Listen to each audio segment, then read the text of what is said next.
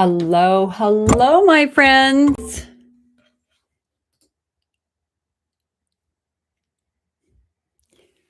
It is Jill Osborne from the Interstitial Cystitis Network. It is Sunday, April 19th, 2026, and it is time for another normal Sunday IC support group meeting.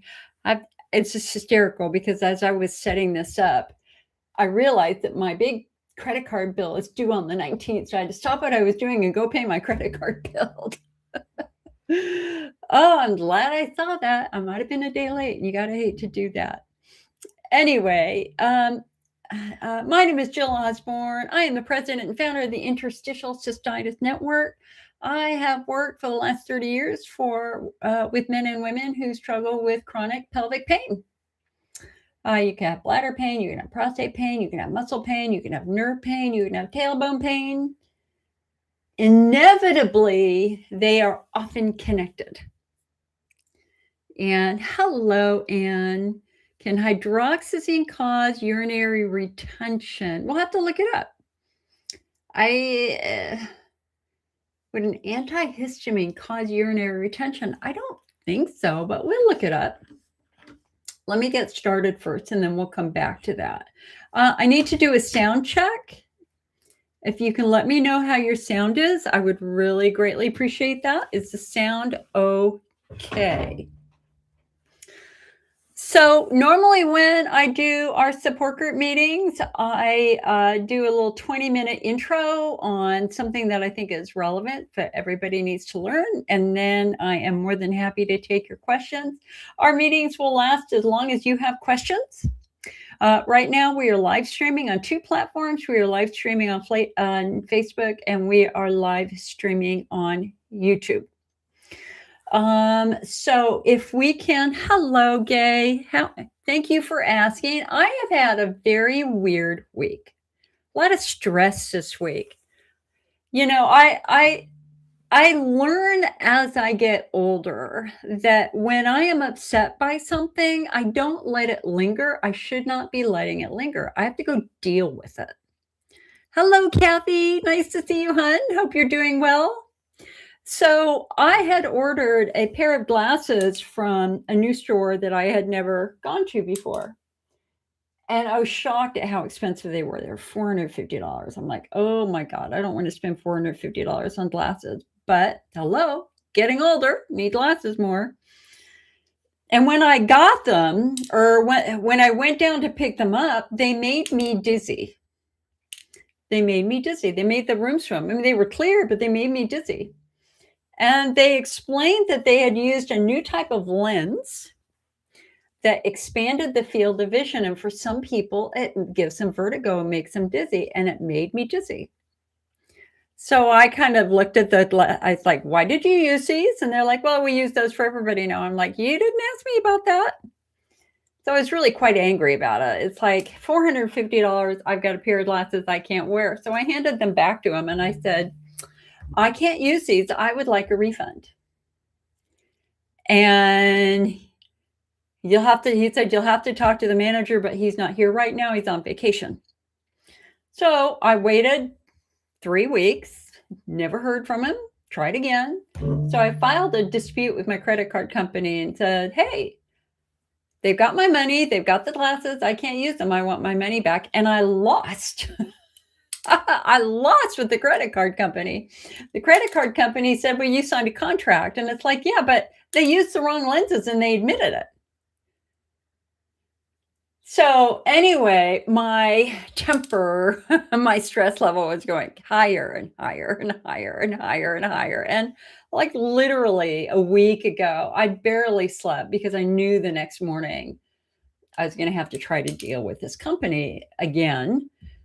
And as I'm getting older, I don't know about you guys, but as I'm getting older, I'm obsessing about things a little bit more. Like I can't stop thinking about it. We call it ruminating.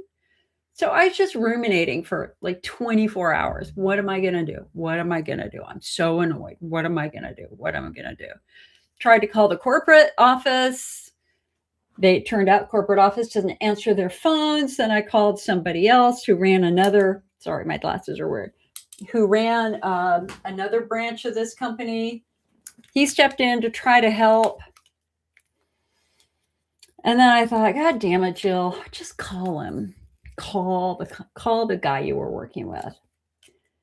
And I don't know, I was just afraid, I just didn't want to get in a fight with somebody.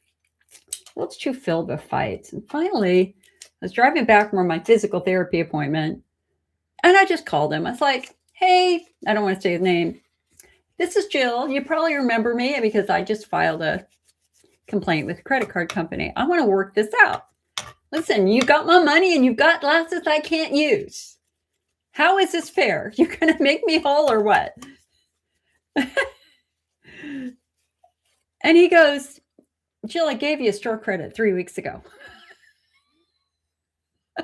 I'm like, what? What? Nobody told me you gave me a credit. Because, yeah, I gave you a credit 3 weeks ago. And I'm like, oh, my God. And I just realized in that moment that I had allowed fear to stop me from reaching out to somebody that I should have very promptly reached out to. And it was just like another lesson of don't let fear stop you. Don't let fear stop you from doing something that's really important. Sometimes you just got to do it. And so, but I realized that I really kind of hurt myself. I mean, I was just so upset and stressed about it for a couple of days that I'm still kind of feeling the legacy of that a little bit. Man, I just really worked myself up. And so even though it's all calmed down and I'm comfortable with how we have resolved it, I haven't really been able to calm down the stress. I'm getting there, but just another lesson learned. So anyway, okay, guys, holy smokes, should we have good things happen this week? We had the most amazing, best conference ever on IC. It was fantastic. It was done by the International Continence Society. It was so on par with everything we're talking about. Most importantly, phenotypes. We have to understand that there are distinct presentations of IC. You have to identify which presentation you have and treat that specific presentation. I am going to have a lot more information on that. I was very, very honored that at the end of this 2-hour course, I was invited to speak to an international group of doctors, and I had no warning. And the couple of things that I said to them was, number one, thank you. At a time when we all feel so ignored, to have this fantastic course was amazing. And really, honestly, the best course I've ever attended on IC. Mind-blowingly good. Number two, they were talking a lot about pelvic floor trauma, tension, all that sort of stuff. And the one thing that I said to all the doctors that were attending was, please ask patients about past injuries. Did they fall on their tailbone? Did any traumas happen? Anything at all like that? Because in the end, so many of us have old pelvic injuries that it's just that we've just missed. And, I have to say that when I work with patients, because I do patient coaching all the time, virtually every day now I'm doing coaching. The first question I ask is, how old are you? Second question I ask is, how old were you when your symptoms began? And if it's in the teens or 20s, the third question I ask it is, can you remember any trauma? Or the other thing too is, listen, IC patients are remarkably wise and remarkably intuitive, and many of you know what triggered your symptoms. And so I asked that question, what do you think triggered all of this for you? All of this. And so many of you are spot on. It would have been having, like I was working with a patient, she had 4 babies. And it all began after the fourth child, after the fourth childbirth. I mean, that's common over and over and over again, or falling, bike accidents, trauma. I was working with somebody else who had a really, truly horrific and devastating bike injury when she was 11 years old. And, eventually diagnosed with interstitial cystitis, constipation, lots of other symptoms like that, treating bladder issues. But, nobody had ever said, well, what's going on with your muscles? I mean, you suffered a catastrophic injury. She has neuropathy, horrific pudendal neuralgia that she's had ever since. But she didn't understand that when you sustain an injury that causes nerve damage, it's also probably caused a lot of muscle damage.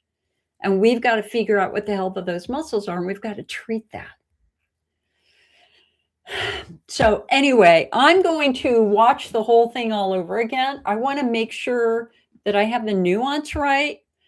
And so next week, I will probably talk in depth about this fabulous IC course. But here's the other thing. And I just finished watching it like a half an hour ago. It was a really good video on causes of nighttime urination. And I want to go over this with you because, and it's all going to make sense. It will all make sense in the long run. Hello, Susan. Nice to see you. And I haven't answered your question yet. I'm going to do my little content first. Hola, Patricia. I didn't say that right.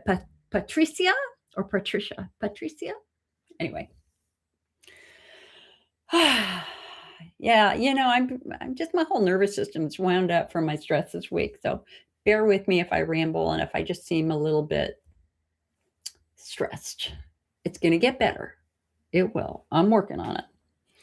Okay, so let's talk about nighttime urination. I want to share with you some of the information. Hello, Shelby. Shelby, hold that thought for a moment, and I would be more than happy to take that. I want to just go through a couple of basic things real quick here. So 50 million people in the United States get up at night to go to the bathroom. 60% get up just once or twice. 25% get up 3 to 4 times. 15% get up 5 or more times. Hello, IC. That's the IC group. However, 80% of those bladders are actually healthy. And that's certainly something we see in the IC patient population, myself included. I was peeing every 15 minutes when I was first diagnosed, all night long. And yet, whenever they looked at my bladder was perfectly healthy. What is up with that? That makes no sense, right? Well, it is going to make sense. And the other point that they were making in this class is for anybody who is getting up at night, what do? We go online, we hear about supplements, we hear about different theories, we hear people say you've got a chronic UTI, we hear people tell men they've got a benign prostate hyperplasia or prostatitis, infection of some type. And in the end, when you have a healthy bladder, do bladder treatments make any sense? The answer, of course, is no. It's no. So let's talk a couple of basics here. How does our body help us sleep at night? Because we always have urine happening, right? And yet, in a normal, healthy person, our need to urinate is suppressed. It's calmed by a hormone called vasopressin. So during the day, you're supposed to urinate normally, but at night, your body naturally says, hey, you need to sleep. Let's just kind of calm that down a little bit. And this hormone vasopressin does that. Okay, hold on a sec. So let's talk then about kind of 3 different scenarios where that's not working. The first one are people who just pee a lot. And every time you go, there's a lot of fluid coming out day and night, 24 hours a day. Every time you urinate, your bladder's really full, and all night, your bladder's really full. And you're kind of asking, wow, where is all this coming from? That's called global polyuria. And global polyuria is either caused because you're just drinking way too much water, because there are people out there who will drink big jugs of water every day. You're just overwhelming your body with massive amounts of fluid, or you could have diabetes. Because when you have an increase of sugar in your bloodstream, that creates a corresponding increase in water in your bloodstream. And eventually that water's got to go somewhere, and that means you're going to urinate it out. So the more sugar you've got, the more your body retains water, and inevitably your body's going to have to get rid of that. So if you find yourself baffled because you have a massive amount of fluid coming out of your body all day long, it's either you're drinking too much water, or perhaps you could have some diabetes, and you're going to talk to your doctor about that. We need to see, measure your urine glucose levels. Okay. The second thing that we're going to look at, and this is something you can all relate to, is called nocturia polyuria. So what that means is that you're fine during the day. Man, you can go every 4 hours. Like, there is no clue, there is no burning, there are no symptoms. Daytime is great. And as soon as you go to bed, bam, you're up all night, maybe once an hour, once every 2 hours, with a lot of fluid coming out. This fluid coming out. And you're like, where is this coming from? I'm not peeing during the day, but I'm peeing a massive amount at night. Okay, that's called nocturia polyuria. Okay, and then the third polyuria is actually where IC kind of lives. We call this a reservoir problem. What that means is that you've got incredible urgency, and you're running to the bathroom, but nothing's coming out. You feel like your bladder's really, really, really full, but when you go to the bathroom, there's really very little coming out. And that's caused by, number one, we're going to look at, is the bladder fibrotic? Is the bladder lost its abilities to stretch? Therefore, it simply just cannot hold enough urine. Or number two, we're dealing with an injured, damaged nervous system,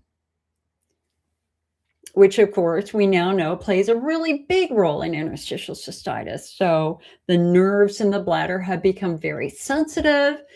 Let's just say normally you wouldn't feel the need to urinate, unless you had 500 cc's or 400 cc's of urine in your bladder. But all of a sudden, 50 cc's of urine triggers this intense need to urinate.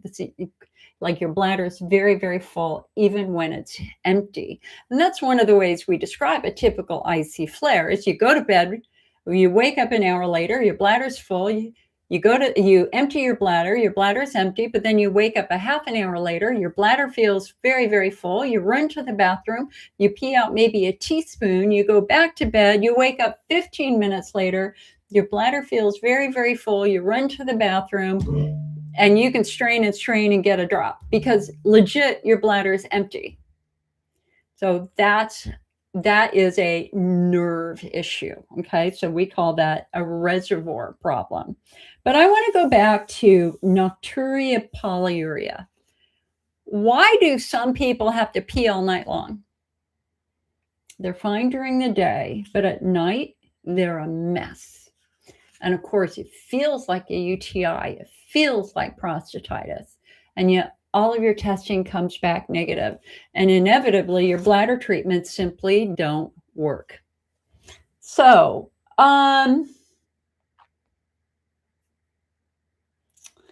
let's see here.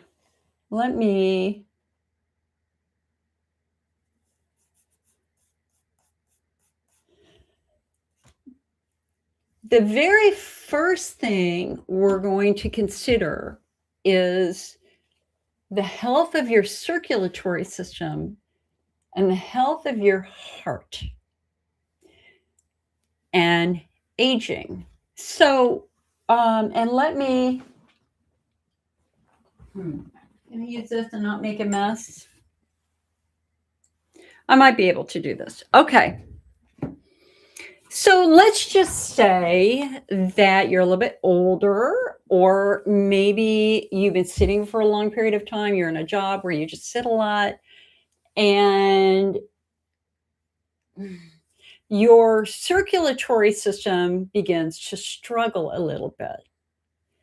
What happens, and I know I'm going to be able to say this in better when I'm much more familiar with it, but as you're going through your day, if you are in a little bit of heart failure, your body starts to collect fluid, and that fluid pools into your legs.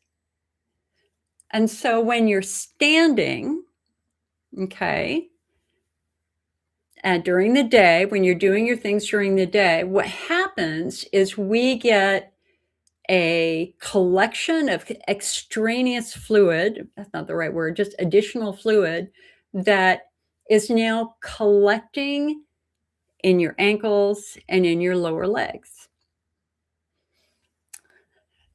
You know, we can't stop the march of time, right? I mean, as we get older, the little valves in our blood vessels are not as good as they used to be, and blood can stay in the area. It doesn't move easily through the circulatory system like it used to be able to.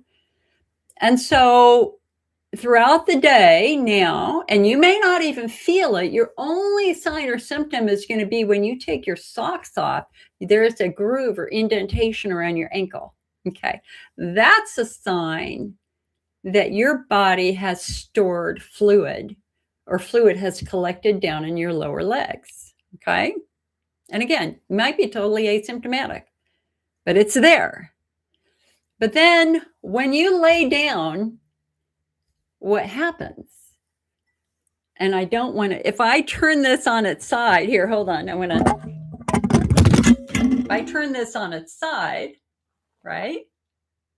The fluid is no longer just sitting in the leg. The fluid goes back up into the rest of our body. So, here, hold on. I want to say this the right way. So with aging, veins expand, valves leak, fluid leaks into the leg, and you could have as many as 1.5 liters of water collected in your legs and not know it. And then, God forbid, you eat something salty at dinner, because that will cause even more fluid to accumulate. And your heart is being slow because you're just in a little bit of heart failure. And then, my friends, you lay down to go to sleep. Okay, you lay down. That water is now rapidly reabsorbed into the bloodstream. And so you have now added an extra liter of fluid into your bloodstream. Now let's just say you haven't drunk anything. It's just 6 o'clock. It is now midnight and you're like totally empty. Your mouth is dry. You're going, there's no way I'm going to have to pee with a lot of fluid. And then, of course, you wake up at 2 a.m. Your bladder is very, very full. You pee out a liter and you're going, where the hell did that come from? Where did that come from? That could come from the fact that you're, again, collecting fluid in your legs, that once you lay down, all that fluid comes right back into your bloodstream and your kidneys have to deal with it and your kidneys excrete it. And so you could have an extra liter of fluid in the first hour, and then you can have another liter of fluid 2 hours later. Then the heart gets into it, because when a lot of water gets dumped back into the bloodstream from your legs, your right atrium expands, your heart goes, uh-oh, you're making me work harder. If you keep doing this, I'm going to have heart failure. It releases a peptide called the atrial natriuretic peptide, that normally regulates fluid balance. And so when that gets released, that tells the kidneys to pee. We got to get rid of this extra fluid. And so now your heart is also saying, you got to pee, and you got to pee a lot. We got to get rid of this fluid. And then the other thing it does is it blocks aldosterone, which makes it more difficult for you to sleep, because aldosterone normally calms that sensation to urinate. But now, because you've got all this extra fluid, your heart's saying, no, don't calm it. It's an emergency. You got to let it go, let it go. So within an hour of laying down, your bladder's full. 2 hours later, your bladder's full again. And here's the deal. No prostate supplement or bladder supplement is going to fix this. It won't fix this, because in the end, it's not a bladder problem. This is a cardiovascular/leg problem. So how do we know if this is happening? Oh, it's really easy. Just take your thumb and press it for 10 seconds right on top of your shin bone on your leg. 10 seconds. Just you do it right now. Just put your thumb down there, or put a finger down there. Press in. And if after you release it, there's a little indentation, then you, my friend, are storing fluid. You're storing fluid. Okay. So the next question is, what exacerbates it and keeps us urinating even more at night? Okay, number one, salt. And so, you're like, okay, well, I'm not putting salt on anything. But you had a cheese sandwich before you went to bed. Well, it turns out there's a lot of salt and cheese that you can't taste. So a cheese sandwich before you go to bed can easily cause nighttime urination. There are 100 grams of salt equivalent to an entire bag of chips if you eat a cheese sandwich. All right. The salt causes the body to mobilize water, because your body has to fight that salt concentration. But then at night, your kidneys detect all that salt and say, hey, we got to pee. We got to get rid of it. So reducing salt intake is really, really important. Take the salt shaker off of your table. Just only use salt when you're seasoning while food is on the stove. Do not put extra salt on your food afterwards, especially if you happen to be a little bit older. The second thing we're going to look at that's going to cause nighttime urination is evening sugar. So if you eat a cookie before you go to bed, if you have an apple before you go to bed, if you have anything sweet before you go to bed or high carb before you go to bed, sugar increases blood glucose, which increases insulin, which tells the kidneys to retain sodium and water to balance all that. And that, of course, then is going to cause a retention of fluid. And then when your blood sugar drops, your kidneys have to deal with it all. So it forces this massive need to urinate to release all of the extra water that's holding. So if you have grapes before you go to bed, watermelon before you go to bed, bam, that can cause nighttime urination. And then last but not least, the third thing that can cause nighttime urination is alcohol. So how many people, in fact, I had a doctor tell me I should have a glass of wine before I go to bed, because I have essential tremor. Essential tremor is when your body does this.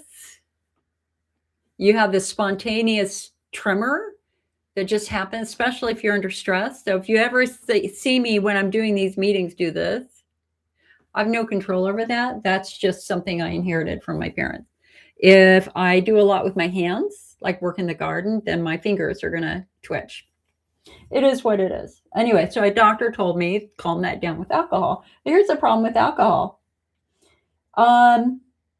When you drink alcohol, it completely blocks that normal hormone to stop urination. In other words, it turns it all on. So yes, you fall asleep quickly because you have taken a sedative, but in the end, a couple hours later, you're going to have to pee more, because the alcohol has suppressed that hormone, which normally reduces your need to urinate. And so your brain and your kidneys are then running full on, and your sleep quality, in essence, becomes very, very poor. So, I'm going to say that when I work with patients, I have worked with lots and lots of different types of patients. There are absolutely patients who pee all day long and all night long, massive amounts of fluid. And they're like, where is this coming from? Why am I peeing all the time? I'm not drinking coffee. I'm peeing all the time, a large amount of fluid. Okay. Number one, you're either over drinking too much fluid, or number two, that's probably an early sign of diabetes. Okay. And then the second question is, hey, I'm normal during the day, but at night I'm peeing all the time. What is that all about? And that, my friends, is nocturia, or nocturnal polyuria. 60-70% of everybody over the age of 50 does this, and that relates to fluid that accumulates either because we're having heart issues, or you're doing a lot of salt, you're doing a lot of sugar, you're doing a lot of alcohol.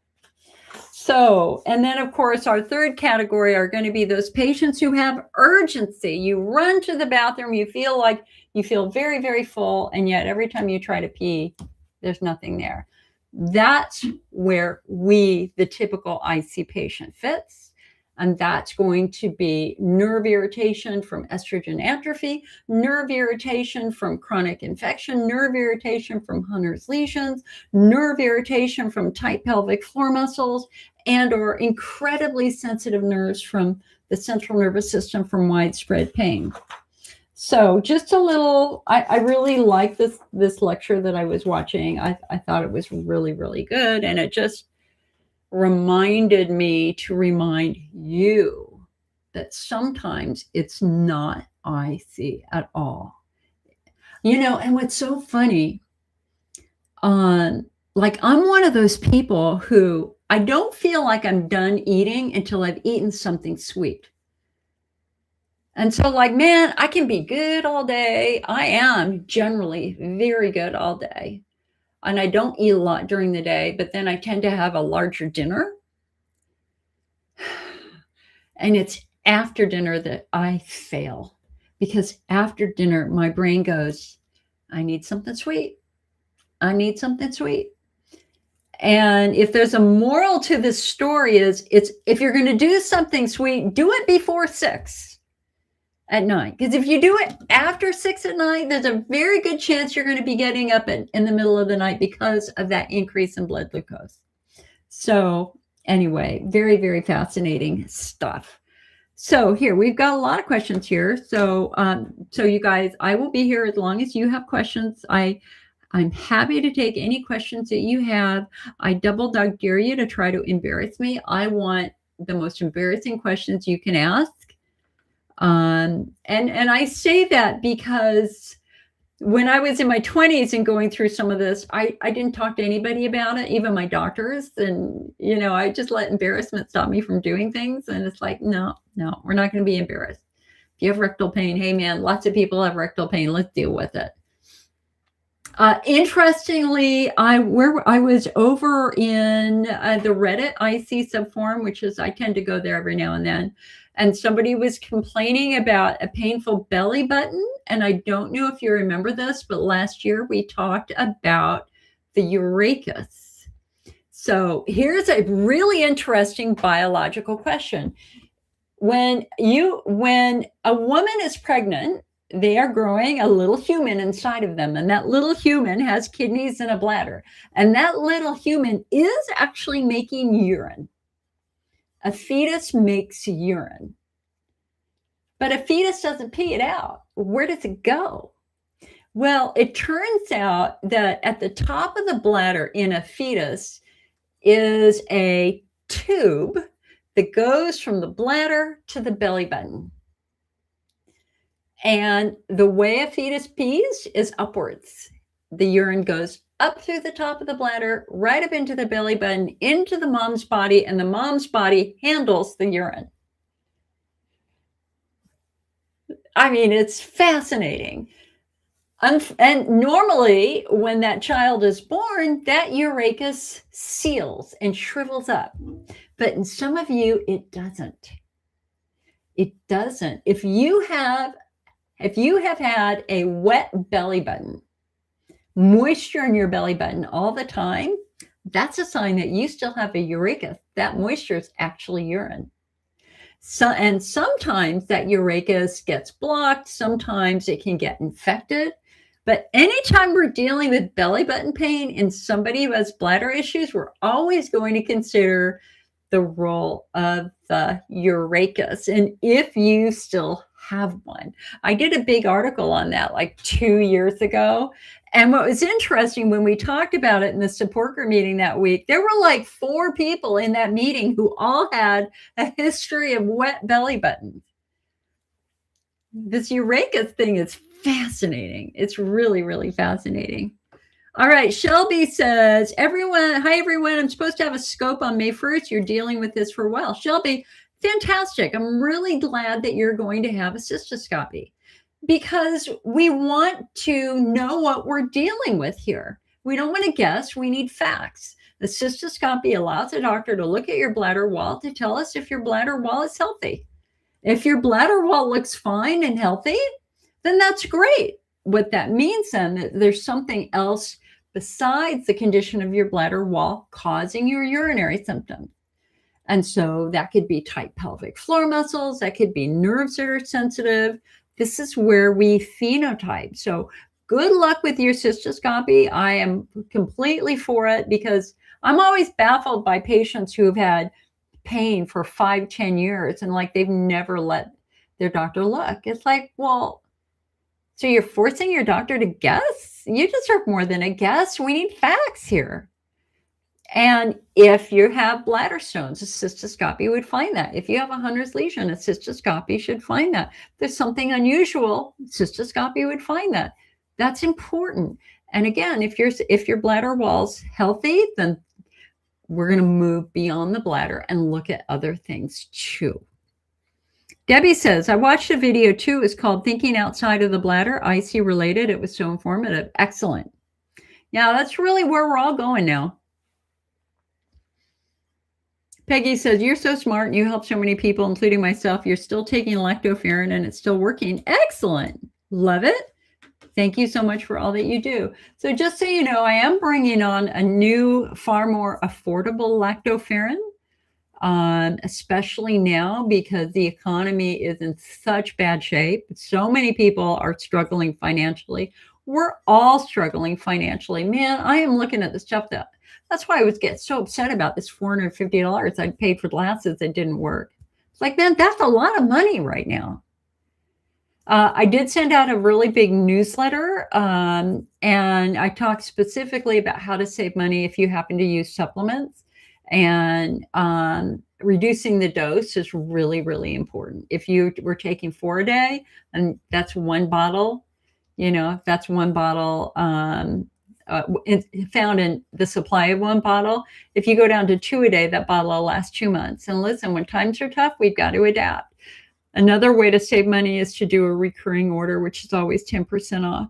But there are patients who simply can't afford it. I had this sweet lady call me on Friday, and she was so kind and she'd followed me for years and said, you've helped me so, so much. And she was just so grateful. She said, I just want you to know how much you've helped me. And then she said, and I need to cancel my membership. And I'm like, why? And she said, she was like, I just can't afford it. I totally understand. It's okay. Because I always want to know if I've done something wrong or offended anybody. Hello, Lucas. Nice to see you. So we're live streaming now on YouTube and Facebook. And so right now we have 40 people watching our stream. And by the end of the week, it'll be seen by 3,000 or 4,000 people. All right. And just for you guys to know, on Facebook, my screen is frozen, as it almost always does. So I can see your chat, but I can't see anything else. That is just Facebook funkiness when streaming. Okay, hold on a sec.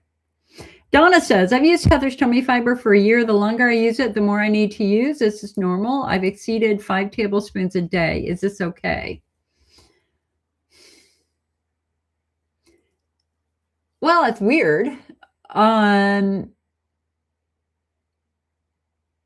don't know, Donna. I would call Heather over at Help for IBS and ask her.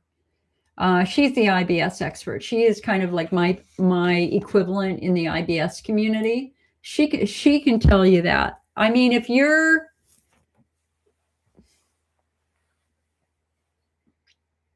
I'm just thinking about it. Like, are you not getting any other fiber? Are you only relying on Heather's tummy fiber? Heather's tummy fiber is a soluble fiber that's very, very gentle for patients who have irritable bowel syndrome and a sensitive bowel. It is a fantastic product. I use it. I have used it myself. I still use it if I'm feeling a little stopped up. It dissolves in water. It's tasteless. You can put it in soup. You can put it in anything. But you have to remember that to have a healthy bowel movement, you need, for a woman, 20 to 25 grams of fiber a day, and for a man, 25 to 30 grams of fiber a day. And so, Donna, that would just make me wonder what other sources of fiber are in your diet. And if you've just come to depend upon the Heathers instead of making sure, listen, a cup of green peas a day is 16 grams of fiber, man. That's a great source of fiber. That's my preferred go-to.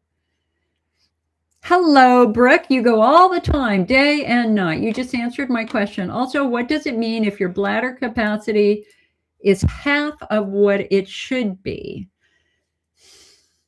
Well, there are two different ways of measuring bladder capacity. We call it waking bladder capacity versus anesthetized bladder capacity. So when you're awake, your nervous system is completely functioning and it is kind of on a hair trigger. And so if you have a nerve sensitivity issue, the odds are that when they put just a little bit of fluid in your bladder, you're going to feel full. But that doesn't necessarily tell us what the physical capacity of your bladder is. That's more a test of your nervous system.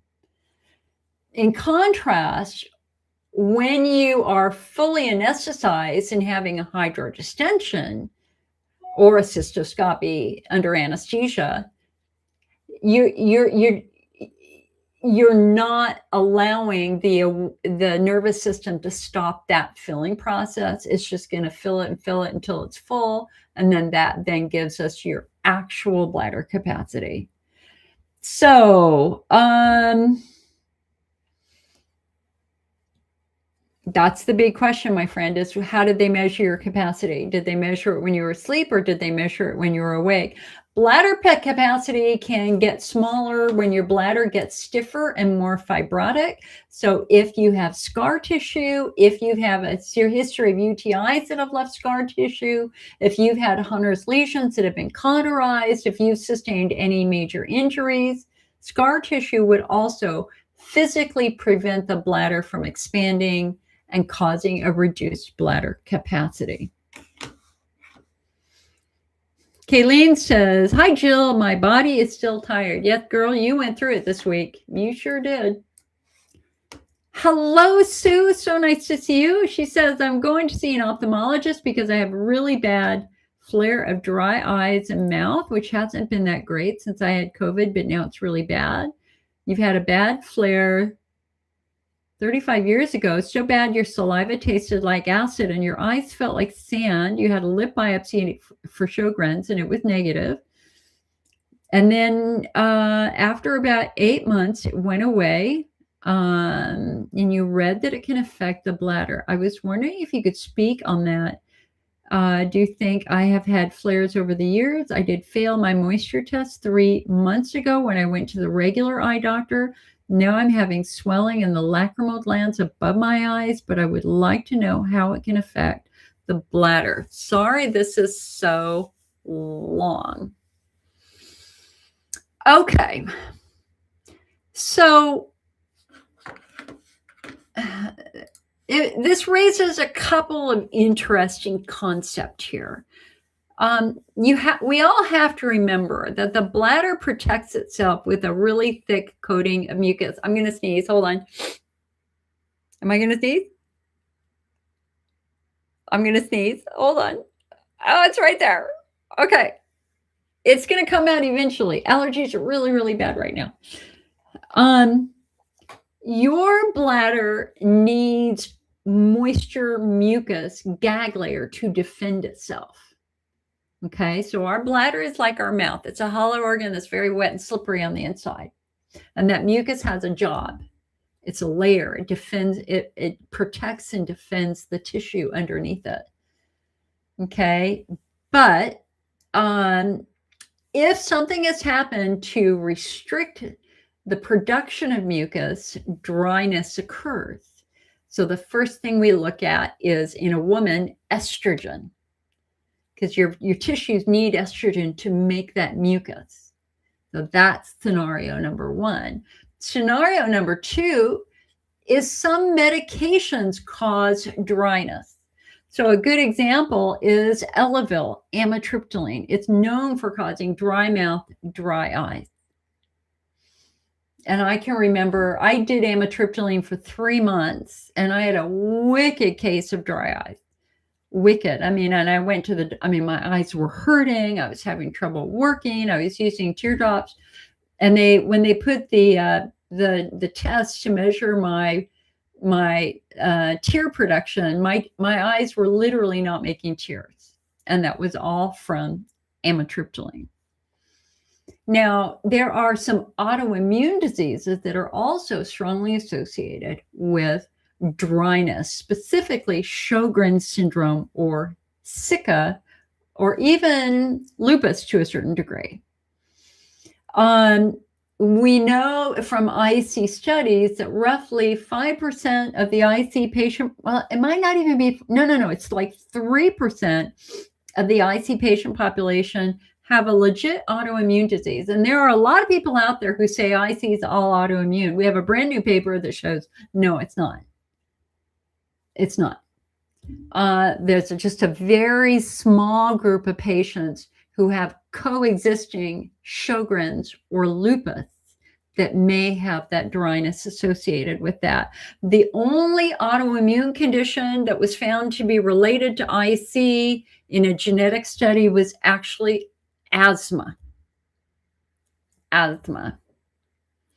Lucas says, I usually use Lotrosome cream and it goes away in about 3 days with the exception of a current flare. In addition to the cream, I'm also using Claritin every day and pre-leaf with my meals. I just ordered Desert Harvest aloe vera. Do you have thoughts on aloe? Aloe was all the rage 30 years ago, 20 years ago, because it's all we had. I mean, we had very little resources back then. But now that we're phenotyping, now that we understand the very distinct patient groups, the role of aloe has gotten very, very, very small. So you can put aloe on a sunburn and it's soothing to a sunburn. So aloe can be soothing for the bladder wall. So the only time I ever suggest aloe now is short-term use for a bladder wall flare.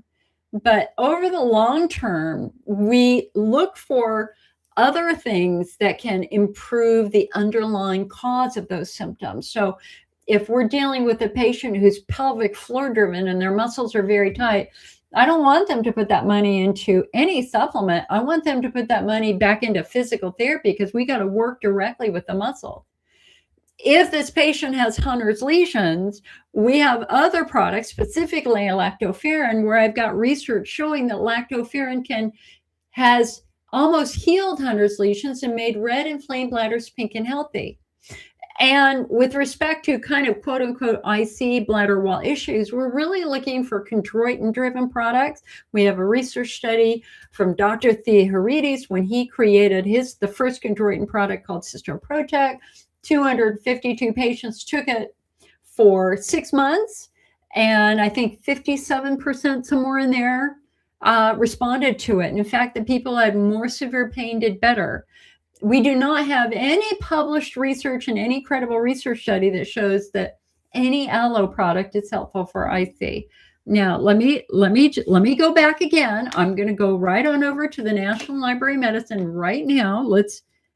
So I'm going to pubmed.gov, and I'm going to type in aloe interstitial cystitis, and let's see if there's anything new. Nothing. So let's do aloe bladder pain syndrome. Let's see if there's anything there. Nothing. Okay. So, you know,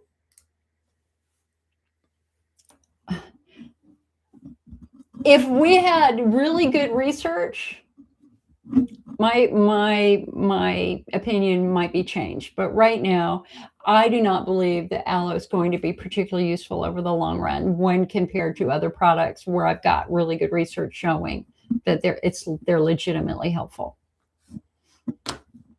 All right, let's come back to Facebook here.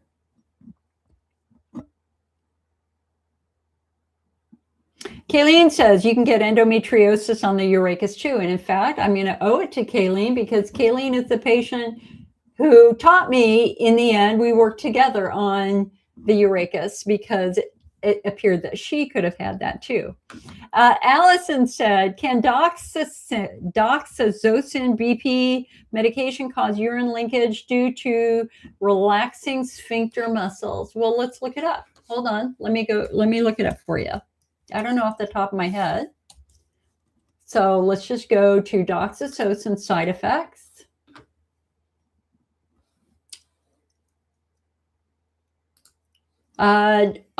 Dizziness and lightheadedness due to a drop of blood pressure, fatigue, weakness, sleepiness, headache, swelling in the feet, ankles, fingers, edema, nasal congestion, runny nose, sexual side effects.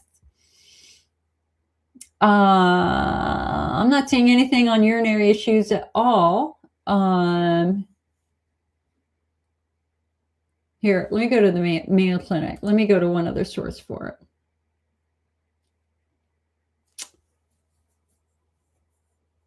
I mean, it's relaxing blood vessels, not necessarily, it's not relaxing the bladder neck, completely different tissue.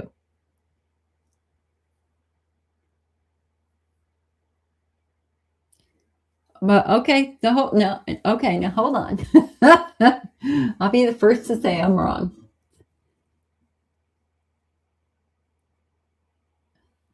Doxazocin is also used to treat benign enlargement of the prostate. Benign enlargement of the prostate can occur in men as they get older. The prostate gland is located below the bladder. As the prostate gland enlarges, certain muscles in the gland may become tight and get in the way of the tube that drains urine from the bladder. This can cause problems in urinating, such as a need to urine more frequently. They don't say anything about incontinence here. They're not saying incontinence at all, but that's specifically for men.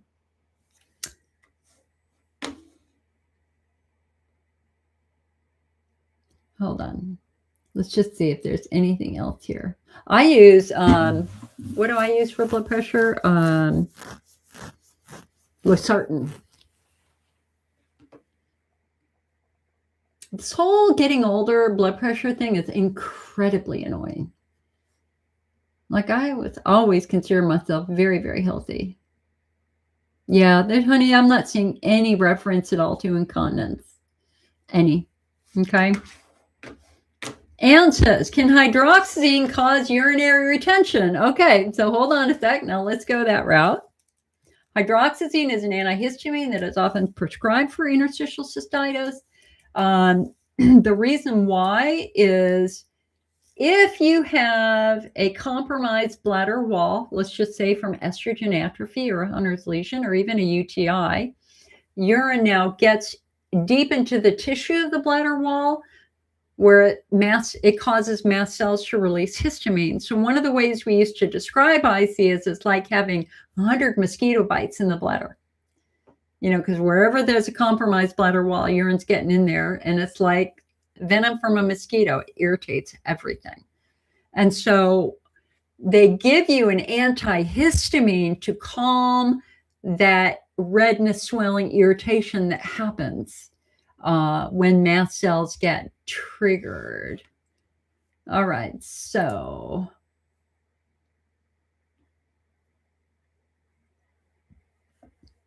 it can cause sedation and drowsiness, dry mouth, dizziness, headache, constipation, heart rhythm issues. See, that's interesting since I'm very prone to heart rhythm issues, tremors, allergic reactions, confusion, fainting, urinary retention. So, yes, that is considered a severe side effect of hydroxyzine, and they tell you to call your doctor if that is happening. They might need to reduce the dose, or they might want you to get off of that medication. So let your doctor know that that's happening, all right?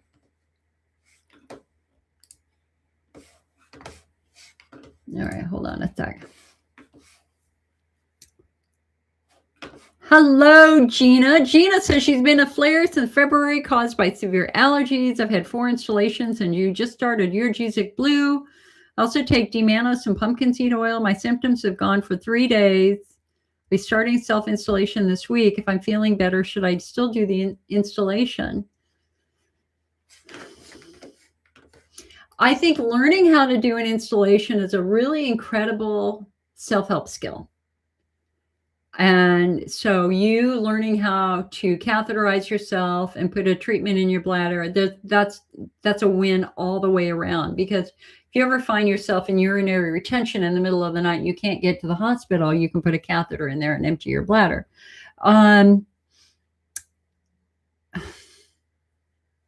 It depends upon what the installation is, hon. It depends entirely on what the installation is and what it's meant to do. So we've got heparin, which would coat the bladder. We've got lidocaine, which would numb the nerves in the bladder. When you do home installations, you are given a very, very specific formula, or the medication is already pre-mixed and you put that in pre-mixed. You never, ever, ever, ever promise me you will never, ever, ever change with the dosages at all. Do not add a little bit more here and a little bit more there. That is very, very dangerous. One of the mistakes that patients make is they will add more lidocaine, or they'll add more sodium bicarbonate. And if you do it the wrong way, your body's going to absorb all that. It's going to go into your bloodstream potentially and really affect your heart. So you got to be really careful when you're doing home installations. I don't know, Gina. I think it's about you asking your doctor, what goal will that serve? How is this going to help your bladder structurally? Does he want to coat your bladder wall and just give your bladder wall a bit of a break for a couple of months with the heparin, or does he want to numb the nerves in your bladder wall with the lidocaine to calm your nervous system down? I mean, the other thing that's worth saying is number one, installations are expensive. And so saving it for when you need it might be reasonable. And number two, every time you put a catheter in you're running the risk of introducing an infection. And, because you're pushing something from the outside in. And so I think there's probably a few more arguments to save it for when you need it. If your symptoms have completely gone away, it doesn't necessarily make sense to do that, but you've got to have a really good discussion with your doctor about that. Okay. Because I don't know what he or she is trying to accomplish. Brandon says, Jill, I'm having a hard time getting mental health care that I need. I tried therapy and it's not helpful. I'm currently only seeing a psychiatrist and I'm still not making any progress.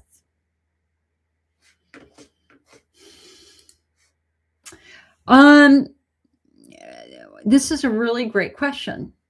And I have made no secret of my own challenges. I have had anxiety disorder from the time I was a kid because I was attacked violently by somebody who became a rapist and murderer. And so I am naturally predisposed to anxiety. And I will tell you that the last couple of years have been a tipping point in the wrong direction for me. I've been through way, way, way too much trauma.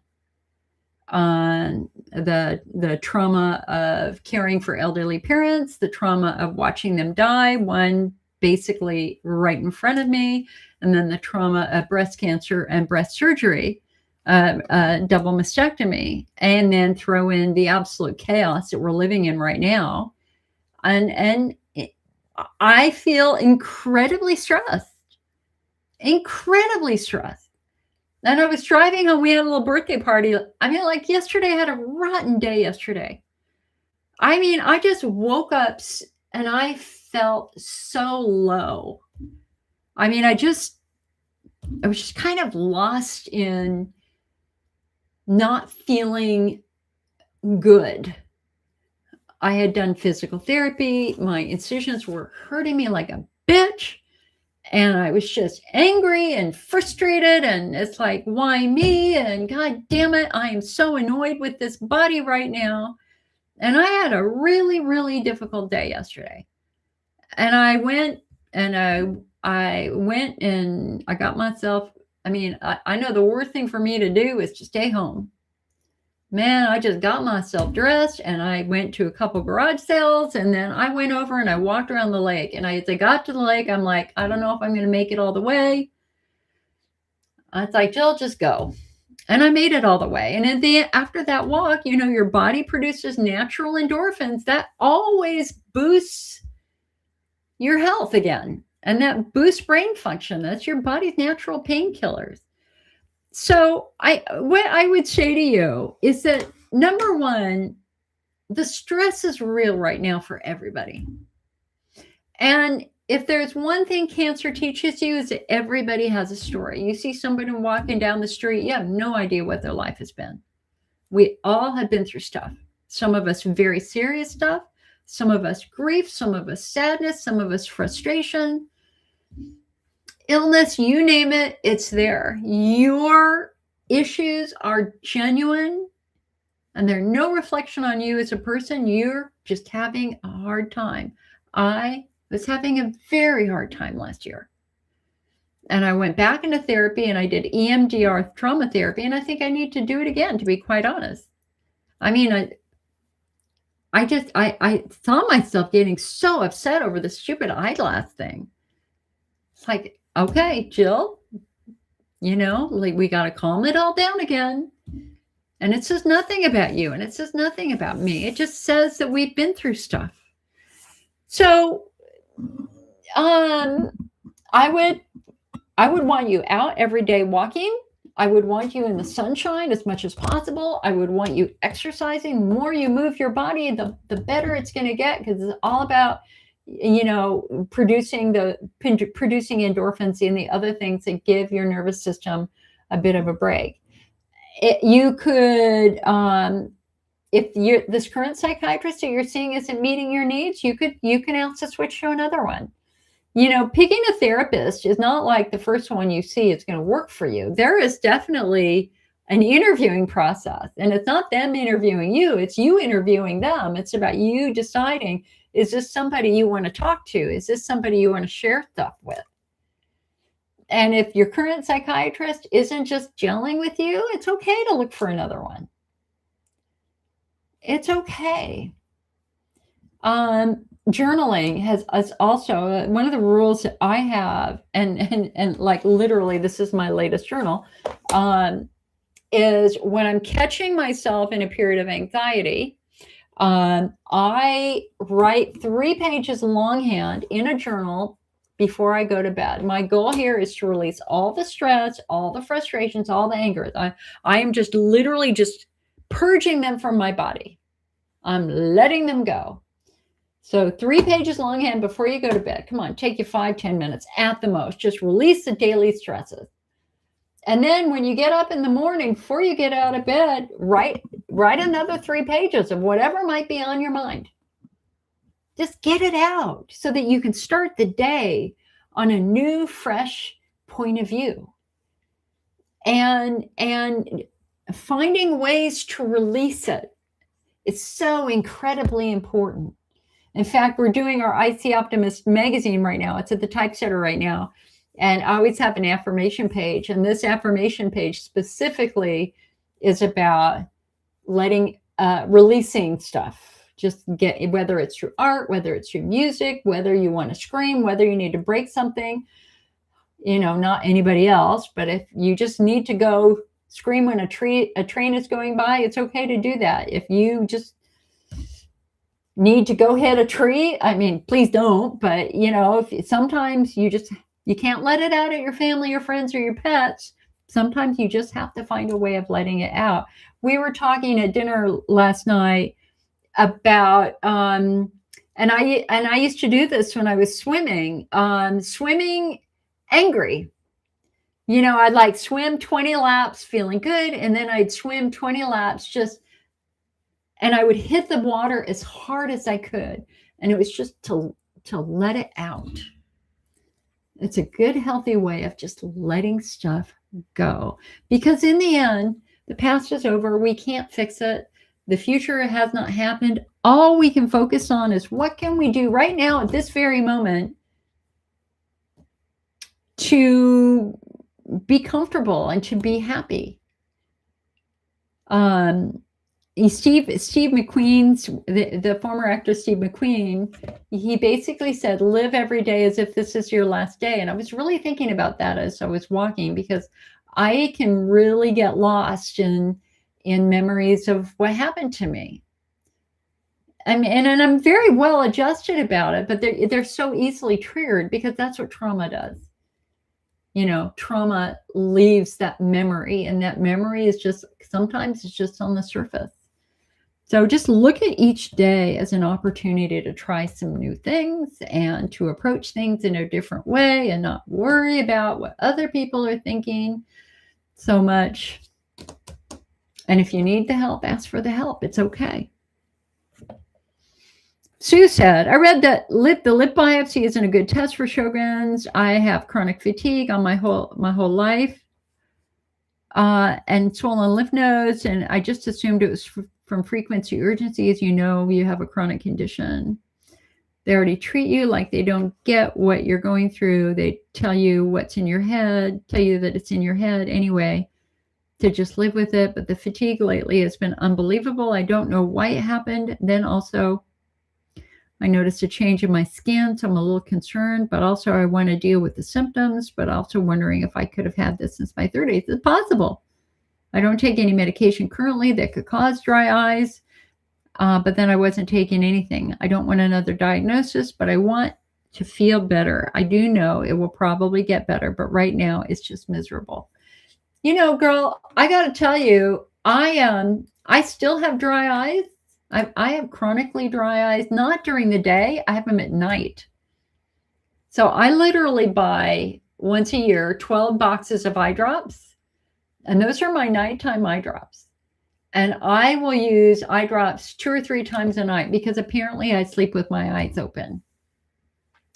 Leave it to me to be unusual. Susan says, what do you feel about Botox injections to reduce frequent nocturnal urination? Well, again, if your nocturnal irritation is because you have diabetes, or you're storing fluid in your legs, or you're eating a lot of salt, alcohol, or sugar, then it's going to do nothing for it. I mean, we want to identify the underlying problem and fix the underlying problem. Botox is going to be the best at calming nerves down. If you've got frequency urgency, then Botox would be helpful. So potentially helpful. So if you're one of those people where you're running to the bathroom with urgency, Botox is an option. You just have to understand that Botox has the potential for some pretty significant side effects, particularly urinary retention. And so every patient is supposed to be counseled that this could happen. If this does happen, you may need to self-catheterize for several weeks until the Botox wears off. So Botox is not a one and done easy therapy. It always going to wear off, and it comes with risks. It can also be injected in the pelvic floor, and somebody remind me that it can be injected with TMJ. I did a scoliosis physical therapy appointment on Friday, because I'm older, so now my scoliosis has gotten worse. You would never know it, but I've got two 45-degree curves in my back. I'm supposed to be 2 inches taller, or at least an inch taller. Anyway, we were talking about that. And we were talking about the fact that on the right side of my body, especially the right side of my neck, is very, very tight. And then below the waist, I'm tight on the left side. And he's saying, yeah, we could do some Botox on that too. And I'm like, we'll see. You wouldn't know. Nobody knows I have scoliosis because my shoulders are level, my hips are level. I mean, if you're going to have it, at least I have it so it's hidden. Just annoying. Nancy said, do you know what is the best antidepressant if you're on a hormone blocker, exemestane? I do not.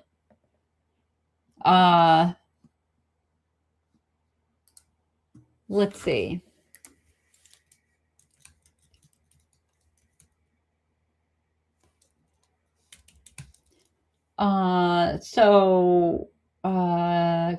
Let's see, interfere with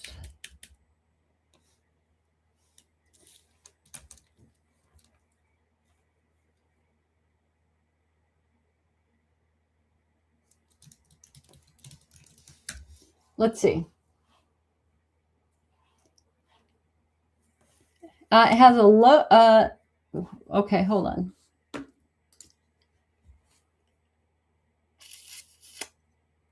Studies show that antidepressants, hold on. Yeah, but that's not that antidepressant. Hold on.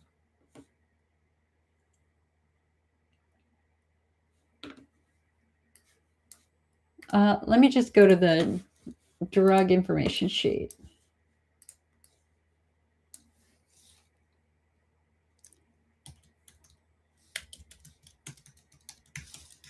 That's a good question.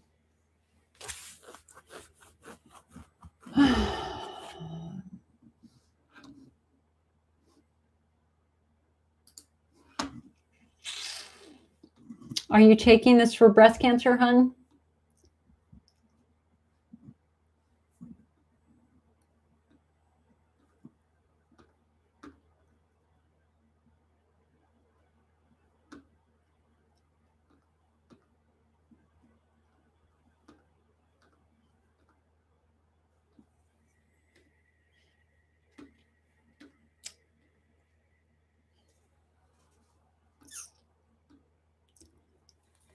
Well, that didn't answer the question. Hold on.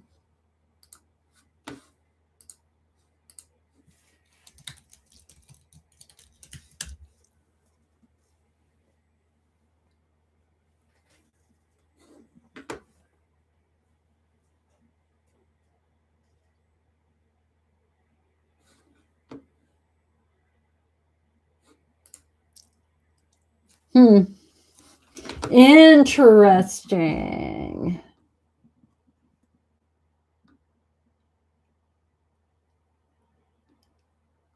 Having to dig for this information. It can interact with other meds, specifically over any prescription, over-the-counter meds, vitamins, minerals, herbal products, and other supplements. There are no known interactions with foods or drinks. There's no known interactions with alcohol. Always make sure you discuss with your doctor if you're using any of the following before you take it: an estrogen medicine such as hormone replacement, Dilantin, certain antibiotics, certain nerve pains. Yeah, you know what I would do is I would talk to your pharmacist. I mean, I think your pharmacist would probably be the best source for this information. Gina says lidocaine, heparin, Kenalog. All right, so that was for the installation that they were suggesting you do. Well, I think again, I would, if your symptoms are better, ask the doctor what he's trying to accomplish with that.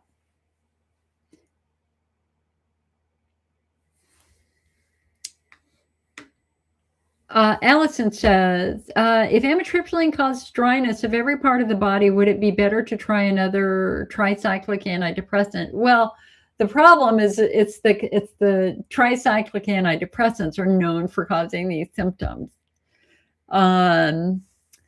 So here, hold on. You guys are making me work today. Let's see.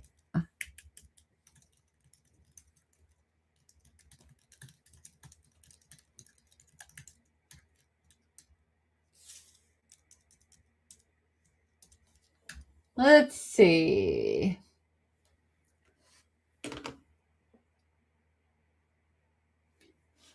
Okay, according to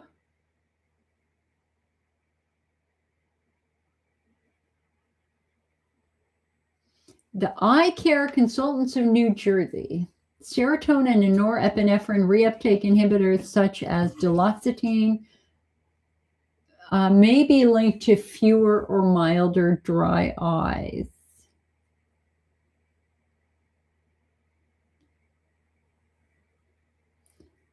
Yeah, a lot of eye doctors have articles on this.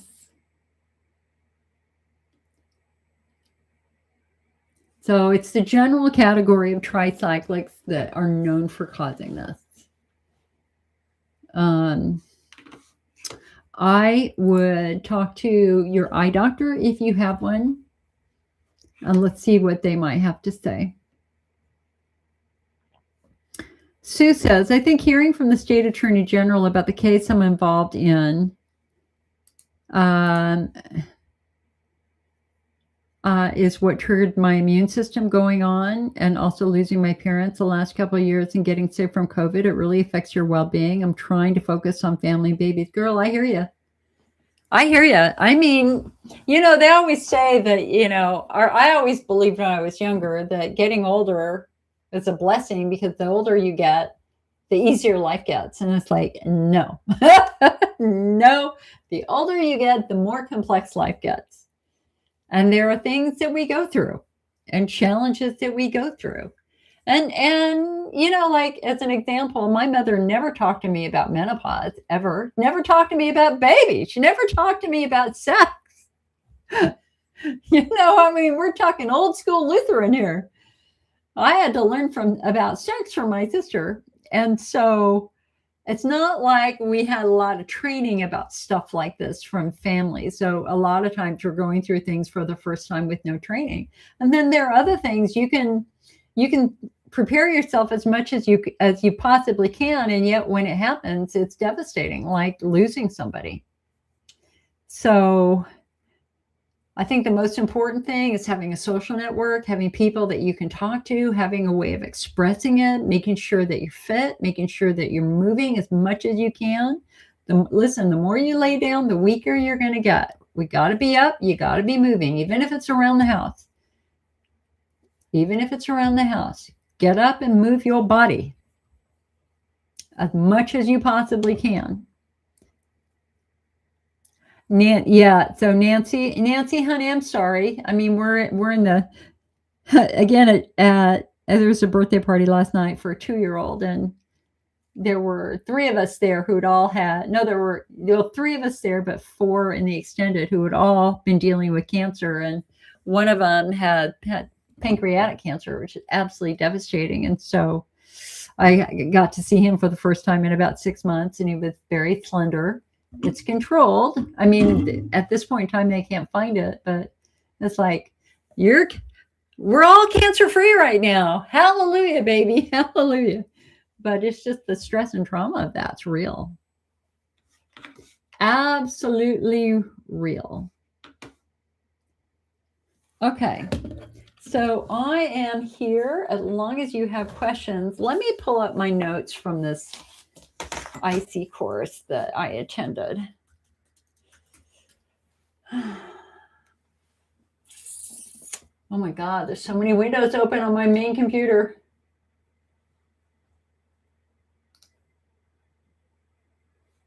So just so you know,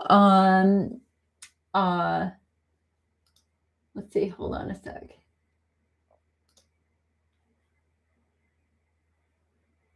Okay, I gotta save that one.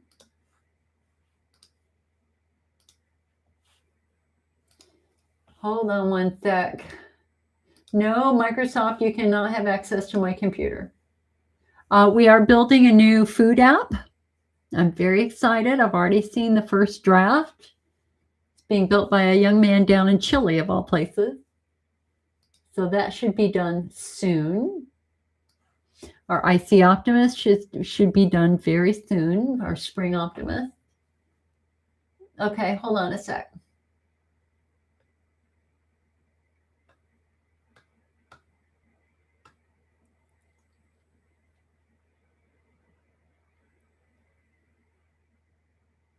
Okay, so here was the cool thing about this. They presented really good case studies, like really good case studies. So their first case study was a 66-year-old architect who'd had IC for 15 years. There were no chronic overlapping pain conditions. There were no autoimmune issues. Constant pressure burning, worse of a full bladder, temporary relief with emptying, no exacerbating features at all. Urinating every hour, nocturia up all night, every 60 to 90 minutes, but no incontinence. Was straining to urinate, feeling an incomplete emptying. Lost his job, lost his relationship, no quality of life, and wanted to have his bladder removed. Okay, so what they treated this gentleman with, which is so interesting, is NSAIDs, over-the-counter painkillers, amitriptyline, pregabalin, antihistamines, antibiotics, DMSO, cystostat, acupuncture, hypnosis, none of which worked, and the pain was, and actually this is not a man, this is a woman, pain was absolutely localized to her bladder. They did a pelvic exam. The pelvic floor was slightly tender but not tight. The bladder was empty. Urinalysis found white blood cells, but every cystoscopy was normal from 15 years to 12 years to 8 years. But then they did a more recent hydrodistension cystoscopy, and they found a Hunner's lesion with which they fulgurated, and they treated it with steroids, and that was the treatment which made her better. You got to remember that 15, 20 years ago, doctors really were not very good at identifying active Hunner's lesions or treating them.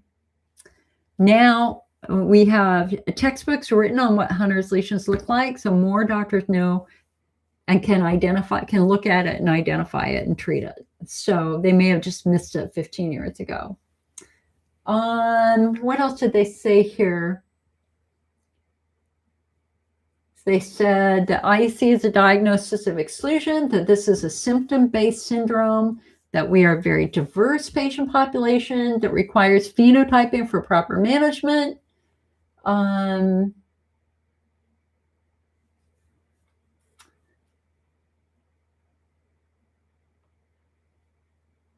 Let's see. Okay, now here's the second case study. 28-year-old female teacher, diagnosed with IC, endometriosis, irritable bowel syndrome. She used hydroxyzine, Elmeron, gabapentin, antibiotics, methenamine, gag layer installations like heparin, and she did hydrodistension. And in the end, it was not her bladder at all. It was her central nervous system, and they had to do treatments that calmed the central nervous system down for her. Anyway, I need to rewatch that whole meeting. It was so good. Incredibly good. All right.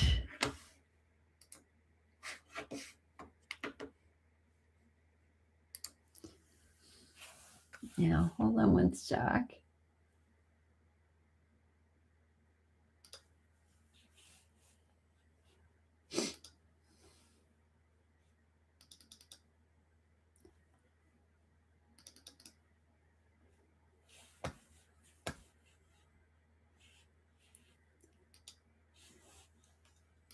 All right, hold on.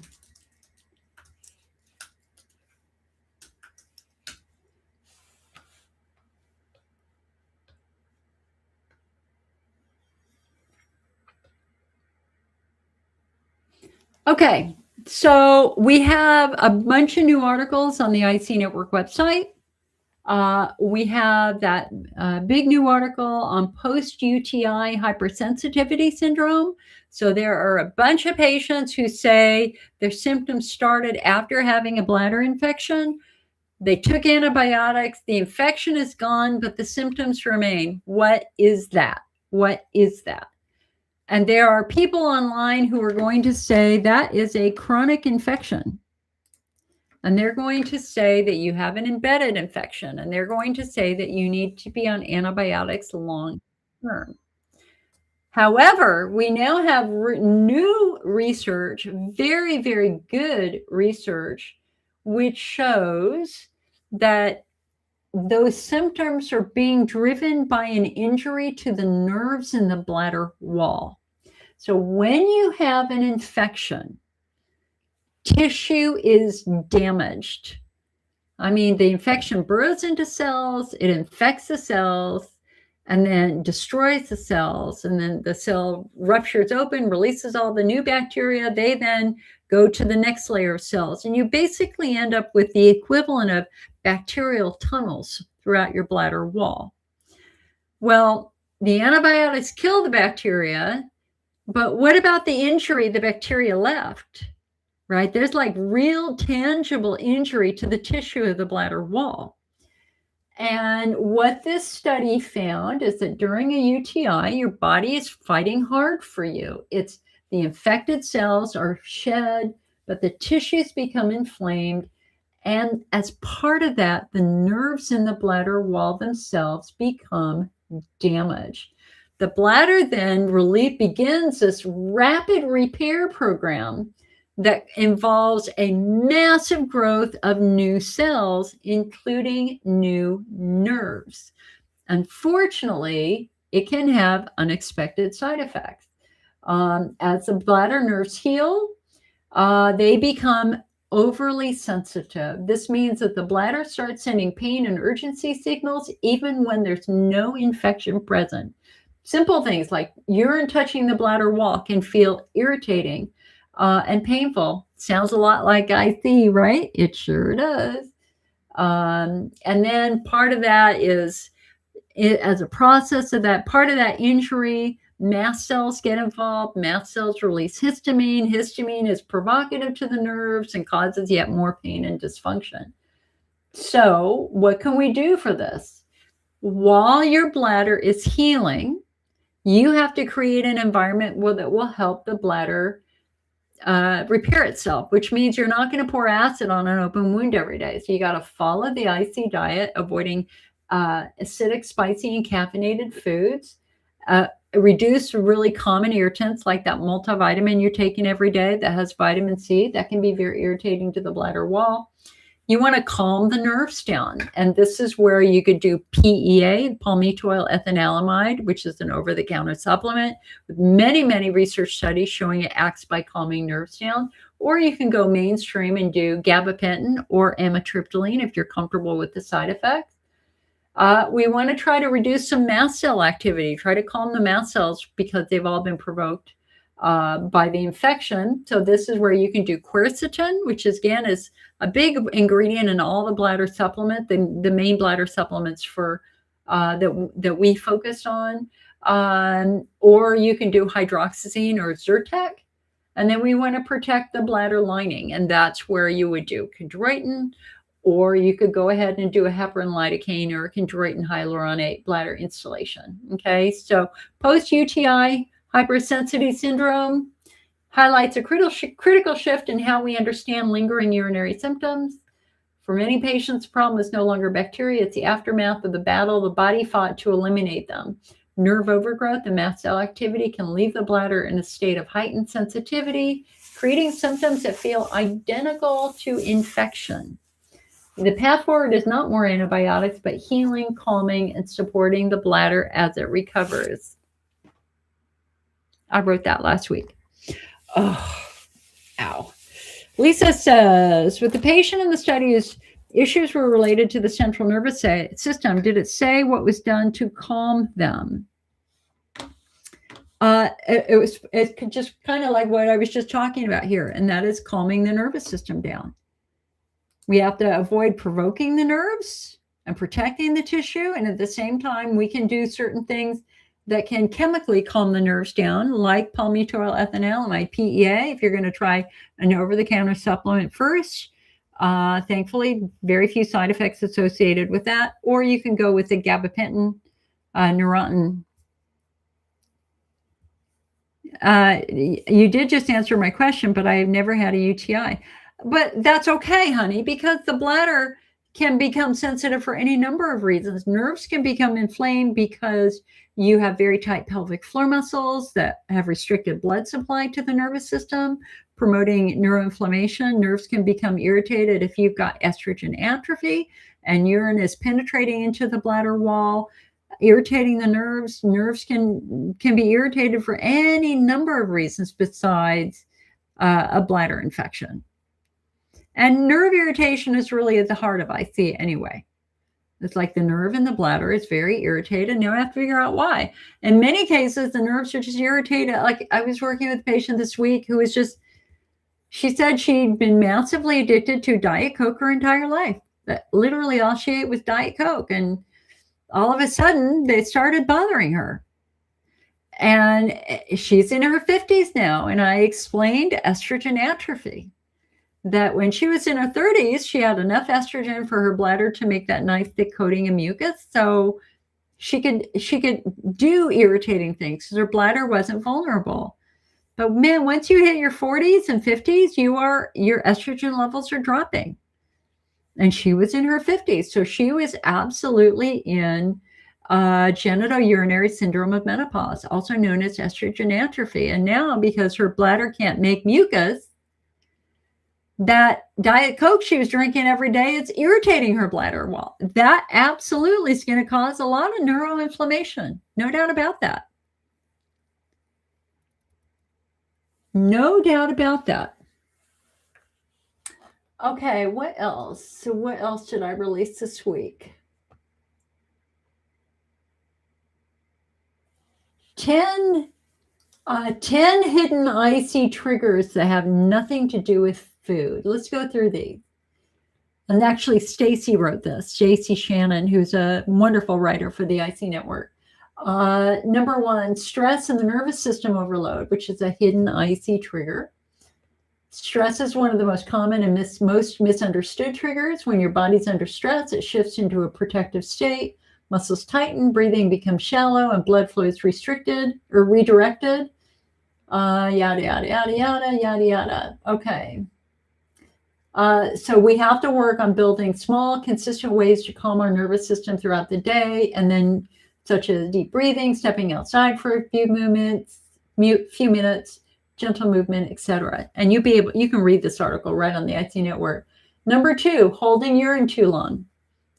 If you're holding urine too long, that can backfire because as the bladder fills, it stretches. The stretch puts pressure on the bladder wall, which is already sensitive. The longer urine sits, the more concentrated it becomes, which increases irritation. All right. Number 3, tight clothing and constant pressure. Number 4, sex. Number 5, hormone fluctuations. For women, as your estrogen levels rise and drop, that affects pain perception. And that also affects directly the health of the bladder wall. So you're going to notice that you're going to flare the day that you ovulate, probably a couple of days before your period. Prolonged sitting. If you're sitting for a long period of time, that's certainly a trigger. That puts pressure on your pelvic floor and the nerves that run through the pelvic floor. So it's important to make sure that you get up every 30 minutes, move your body. Poor sleep, dehydration, urine concentration, temperature extremes, chemical sensitivity. The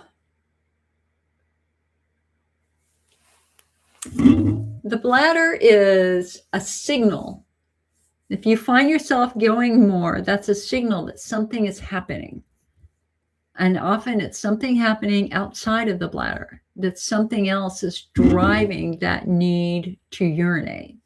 And it can be, and I always just break it down into really basic things for patients who are struggling with pain. Listen, pain's usually coming from muscles, pain's coming from nerves, or pain's coming from skin or the organ, the skin in the organ. And it's really easy to kind of get lost in all of it. And it's like I'm doing Elmeron and I'm doing amitriptyline and I'm doing this and I'm doing that and I'm doing this and I'm doing that. And I don't know what to do because I'm in pain all the time. And I was just like back way off and let's just like, okay, what's the health of your muscles? Are your muscles healthy? Are they tight or are they healthy? What's the health of your nervous system? And what's the health of your bladder wall? And based upon what we find there, that's where we're going to focus on treatments. So it's just kind of taking away all the confusion that you're going to get online and in many cases from your doctors and just getting really simple. Are my muscles healthy? Is my skin healthy? Is my bladder wall healthy? If not, what are we going to do to get our muscles better, get our skin better, get our bladder better? Lisa says, thank you. I'm just starting ALA, PEA, and I'm going to pelvic floor therapy. The pelvic floor physical therapist you found for me tomorrow. I have been on amitriptyline for a couple of years. Good luck. So remember, when you go to that physical therapist, the physical therapist is a new set of eyes studying the anatomy of your pelvis, the structure of your pelvis. And so wear your workout clothes, just be prepared to move your body. When you get there, generally what they're going to do is they're going to listen first to your symptoms. Your ability to describe your symptoms gives them a roadmap on where to look. Like I was working with a patient on Friday who had very, very clear signs of pudendal neuralgia, and she told nobody. It's like what did she have? She had like shooting pain down her leg, sciatica. There was something wrong with the foot, and she had persistent genital arousal disorder, or PGAD. Those are all symptoms potentially of muscle squeezing nerves. It's like, you've got to tell your physical therapist about that. And she also had bad tailbone pain. It was like, did you tell your physical therapist? No, tell your physical therapist. So I want you to make a list of all of your weird symptoms, the more common symptoms and the rare symptoms. You feel a vibration? Do you feel a fluttering? What makes it worse? What makes it better? For some patients, they can't sleep on their back, but they can sleep on their side. So if you notice any positional differences, that's important. I will tell you that some patients with very severe pelvic floor dysfunction, when they flare, their feet go numb because the muscles are squeezing that nerve that hard. So are you noticing any foot issues, anything at all like that? And then they're just going to study your body a little bit. They're going to measure your legs. You see what you have, one leg longer than the other. Normally they would have you walk up and down a hallway. Let's see how you're walking. They may have a couple of other tests that they will do, and then they will eventually say, may I do an internal exam? And your answer, I hope, will be yes, please do an internal exam. I want to know what's going on. You're not in stirrups. It's nothing like that. You're basically laying on a physical therapy table with your knees up. They will have a glove. They will have some KY. They will insert their finger into your vagina as a woman, or rectum in a man. All they're going to do is touch muscle groups. So they're going to check the left side. They're going to check the right side. They're going to look at shallow muscles, mid-level muscles, and deep muscles. So your pelvic floor has 3 distinct layers of muscles. So you've got a top layer, a middle layer, and then you've got a shallow layer. So they're going to touch those on both sides. If they can touch a muscle and trigger pain, man, that is your hallelujah moment. It's like, oh my God, that's it. What are you touching? And hopefully they will then give you the name of the muscle that's the problem. And then you got to kind of think back and think of any traumas. Did you ever fall and hurt your tailbone? Were you riding a bike? Were you riding a horse? Were you a gymnast? Were you an ice skater? Did you do ice hockey? Were you a paratrooper? Anything at all like that, where there were multiple falls? Were you abused? Was there a rape? Anything at all like that. That's all really important information for that physical therapist to know. And let me just say this. There are some patients who have been a victim of sexual abuse who do not want anybody to touch them down there. And that's real. And that's understandable. And if you have been people are kind of confused by the internal work. The internal work is absolutely the best way to work on these muscles. I've had it done many, many times. I mean, because you can't reach these muscles from the outside of your body. You do it from the inside of your body. And a healthy muscle feels like a raw chicken breast. It's soft, but it has substance. A damaged muscle feels like a cooked rubbery chicken breast. It just doesn't give. It's stiff. And then a badly damaged muscle feels like beef jerky. So if they can touch a muscle and trigger pain, again, that's fantastic.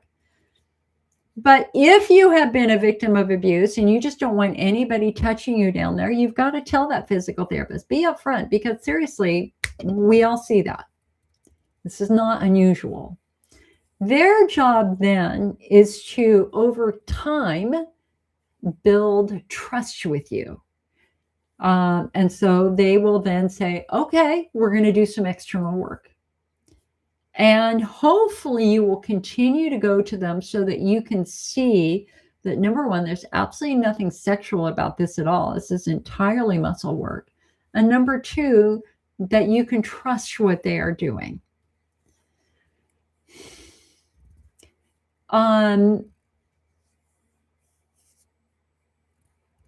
It's far more common than most people realize. I spent almost 3 hours on the phone a couple of days ago with an IC patient who had been horrifically sexually abused as a child. And it was on Monday. Mondays are basically kind of my day off, although I do answer the phone. And I was just cleaning and the phone rang, and it's just like, and she just needed to talk about it. So I listened. It's okay. It's okay. Ideally, though, you will get to that point where they can start to do a little bit of internal work, because that, in the end, is going to be the best way to do it. And I'm just going to say here, listen, I don't want anybody touching my incisions. I mean, like, literally, I'm a bear in a cave. Just like, I don't want anybody near my stuff. I have so much post-op pain. That I have a very, very strong don't touch me. So I totally understand that. And yet I let them touch me because I want to feel better. But there's not going to be a lot of optional touching until things get better, if you know what I mean. I just want to work on fixing things. Joanne says, how effective is a urodynamic urine test in finding a cause for interstitial cystitis and/or incontinence? Urodynamics test is done to test the nervous system of the bladder. I mean, basically what they do is you're laying on a table, you're going to have a catheter in you and potentially other measuring equipment. And they will slowly fill your bladder with fluid. And they're going to ask, tell us when you first feel the need to urinate. And so, after 5 seconds or so, you're going, okay, I feel it. I feel it now. And then they're going to go, okay, tell us when it first feels pain. And then you're like going, oh my God. And then you get to the point where it's like, okay, it hurts now. You can stop now. And then, at least when I had my urodynamics, they were like, we're just going to do a little bit more. And they pushed it a little bit more as I was squirming like a mad. And I said, you can stop now. It hurts. Just like that, you have to be very, very vocal. Stop now. It hurts badly. If you have bladder pain with a very small bladder capacity, that just a little bit of fluid, like 50 cc's of fluid, then that's very meaningful data. And that's telling us that we're dealing with a neurosensitivity in the bladder wall. Okay, so, but is it diagnostic for IC specifically? No, it's really just an optional test for them to try to understand, just the health of the tissue down there and the health of the nervous system down there. Thank you, Paula. Thank you. Yeah, urodynamics in general are discouraged. Well, are they discouraged? They're not. It's not considered specifically diagnostic for IC. Um, a far more effective diagnostic test is putting a local anesthetic in your bladder, as we call that an anesthetic challenge. If they fill your bladder with lidocaine and all of your pain turns off, then that tells us the bladder wall is a source of pain. But if they fill your bladder with lidocaine and it doesn't turn anything off, then that tells us that it's not your bladder, it's something else, So, it can, and again, usually tight pelvic floor muscles, but it could be a little bit more basic. It could be a fibroid tumor pushing on your bladder, endometriosis on your bladder, or even constipation. The class I watched this morning, they talked very specifically about the limited capacity of the pelvic cavity, and that if you become very constipated, then there's a lot of mass sitting in your bowel pushing down on your bladder itself, which then causes bladder discomfort. So the whole constipation bladder sensitivity is real.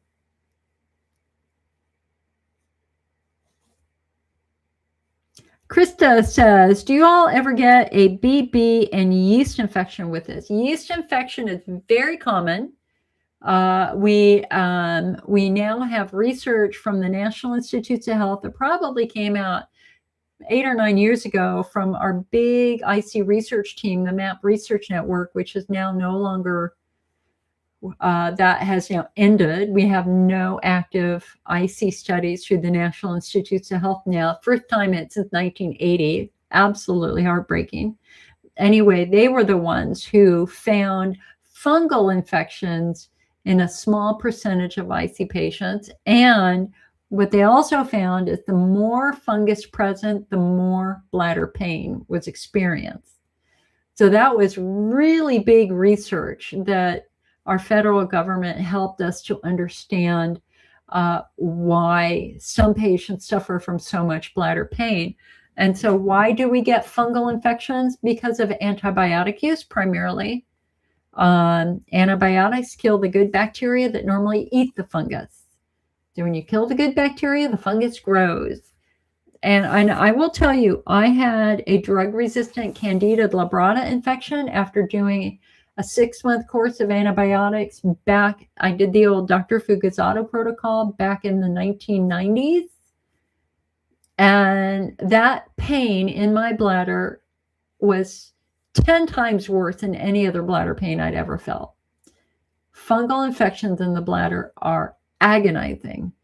And if there's ever a patient population that's going to be prone to that, it's going to be all of us who took antibiotics. The number one risk factor for that is absolutely antibiotic use. And that's why we don't want you to self-medicate with antibiotics. Remember, it's going to feel like a UTI, even if the UTI is treated, because that's UTI hypersensitivity syndrome. There's no reason to keep taking antibiotics if the bacteria is gone. Instead, we want to do things that calm nerves down. Right? Right.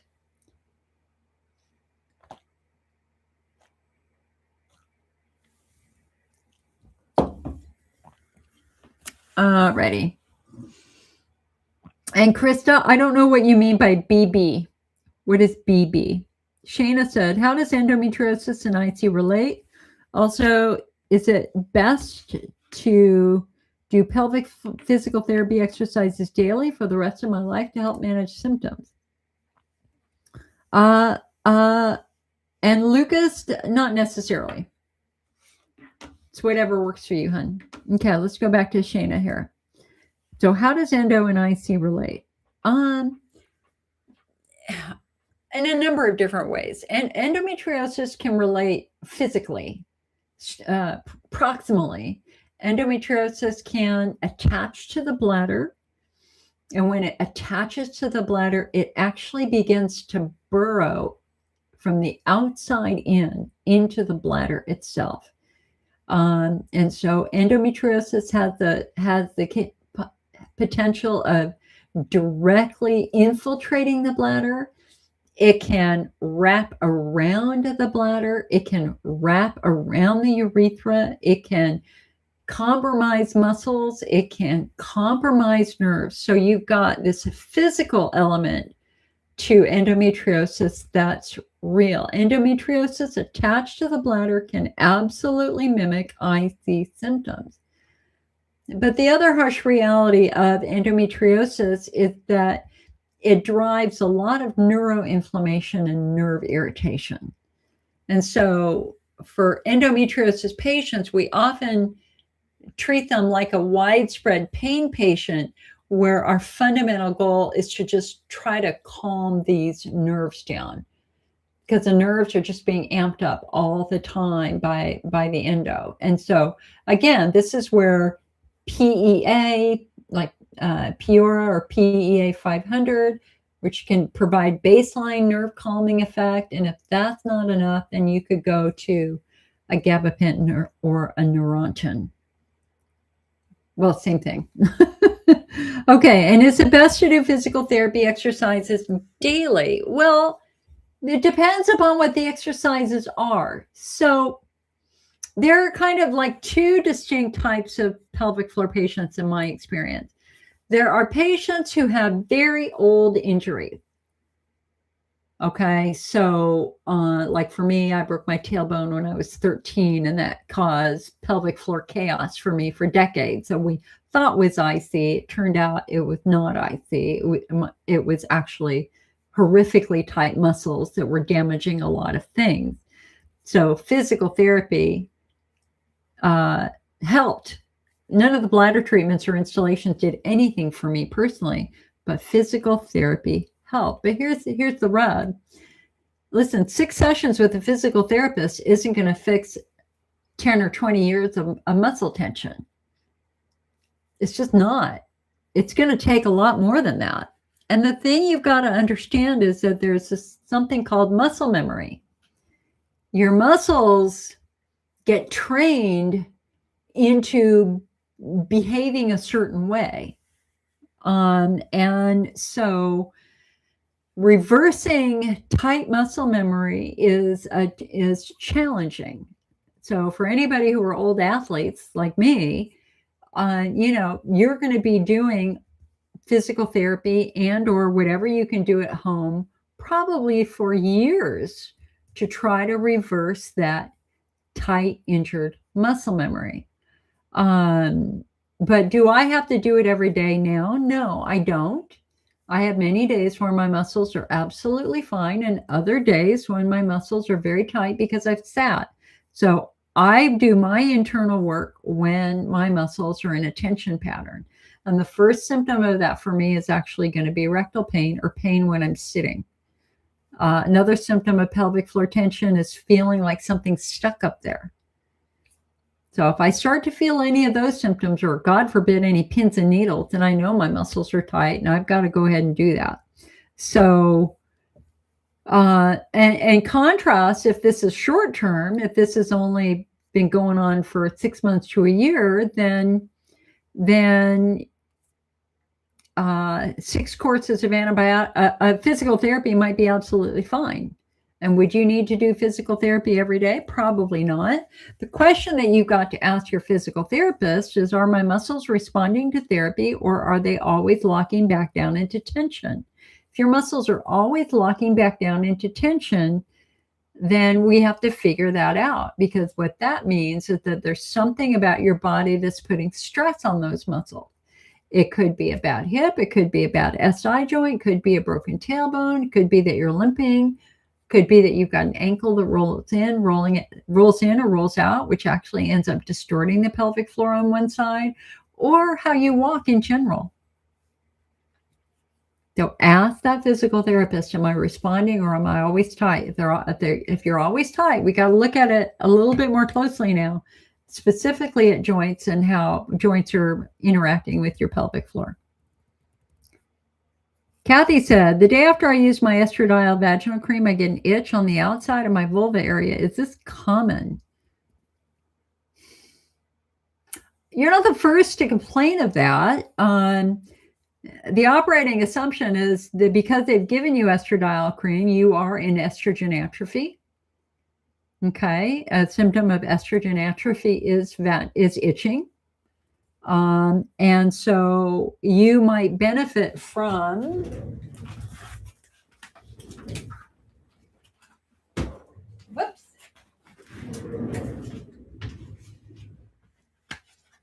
vulva balm. I would suggest that you start putting vulva balm on your vulva. That's going to protect that skin and keep those nerves protected, because it's the nerves that are triggering that symptom of itching. You can find this right in the IC Network shop. Vulva balm is awesome.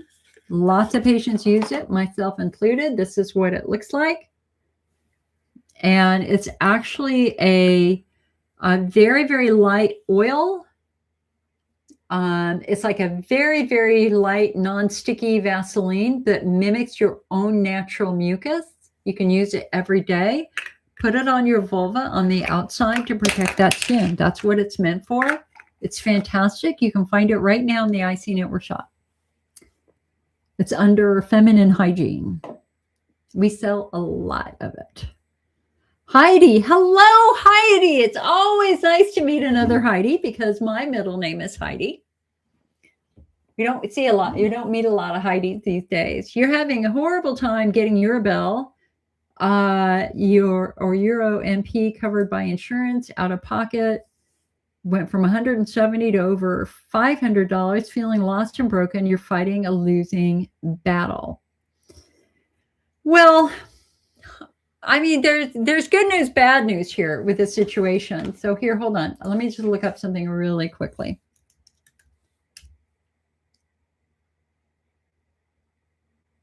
Okay. So I'm always very, very focused on not chasing the symptoms. We want to find the underlying cause of those symptoms and fix the underlying cause of those symptoms. So Urabel is a perfect example of chasing the symptoms. It's like putting a Band-Aid on something, but it's not fixing it. So Urabel contains methenamine, which is an antiseptic, and some antispasmodics to calm bladder spasms. Okay, so we're going to use it short term. I mean, God, if you're prone to infection, because methenamine is specifically designed, it's broken down into formaldehyde in your urine, basically kills any bacteria, but you know, there's a whole nother safety issues with that. So I don't see, Urabel is not listed as a treatment in our IC guidelines at all. At all. It is just, it is what doctors sometimes give patients to kind of get rid of them. It's like the patient's in there crying in pain. It's like, okay, here's some Urabel. I'll see you in 6 months, without making the effort to try to understand what's driving these symptoms in the first place. So that's the missing piece of your puzzle, honey, is we don't know what your phenotype is. We don't know why your bladder wall is so irritated in the first place. So number one, has anybody looked in your bladder? Do you have Hunner's lesions? If you've had a cystoscopy and they found lesions, methenamine does not treat lesions. Methenamine would probably make it a little bit worse. Instead, we're going to treat a lesion with cauterizing it, a steroid injection, okay, and or lactoferrin. Okay, so Heidi wrote, the burning is eased by the blue. It is. You're right. It is eased, but it doesn't fix anything. I mean, that's the entire point. You feel better, but you would have to take it for the rest of your life. And we don't want to do that. We want to find it and fix it so you don't have to take it in the first place. That's the missing piece of your puzzle. So I would want to know, if you were on the phone with me, I would want to know how old you are. I would want to know if you're in estrogen atrophy, if there's any signs of estrogen atrophy. I would want to know if you've had a pelvic floor assessment, because tight pelvic floor muscles will cause all these symptoms. I'm going to tell you right now, your belt would do nothing for that. Totally wasted. I would want to know if you've got positional symptoms. Do you have pain when you sit down that gets better when you stand up? Do you have any prickling sensation, pins and needles, areas of numbness? Do you have PGAD? Have you ever felt a vibration in your pelvis? That's muscle squeezing nerves. Again, Urabel would do nothing for that. And then the last but not least, I would want to know if you've got widespread pain. Do you have a history of IC, IBS, or vulvodynia, or TMJ, or fibromyalgia, or migraines, etc.? Do you have very sensitive skin? Do you have a wicked sense of smell? If you do, then that tells us you're in the central nervous system group. And again, Urabel would do nothing for that. It is a temporary easing of the symptoms that makes that company a lot of money, but in the end will never get you where you need to be, which is healed. So phenotyping, it's all about your phenotype. I have an online video series. It's called the IC 101 Masterclass. And I'm going to give you a link right now. I want you to go watch episode 4. Because episode 4 is on phenotypes. You're welcome to call me. I take phone calls from patients all the time. And that's what we have to do, is we've got to, I can get you started on that based upon your symptoms, give you what I think might be it. And then you're going to go back to your doctor and say, hey, I've just learned about phenotypes. I've just learned, hey, you never told me my muscles could play a role in this. I'd like you to check my muscles. Or, hey, doc, I have pain when I sit down that gets better when I stand up. That might be a sign that I've got pudendal neuralgia. Or, hey, I've got tailbone pain. Tailbone pain is not caused by the bladder at all. Hi, Monica. You're welcome, hon. Hope you're doing well. I hope you're doing very, very well. All right, hold on a sec. You guys on YouTube, you're being very quiet today. It's funny how that happens. We all get in moods, you know. We all get in different moods. Some days we have a lot of questions, and some days we just don't. So we've been going for 2 hours right now. What IC-friendly meal are you going to fix for dinner tonight? Some of you are getting ready to make dinner, or some of you are having dinner.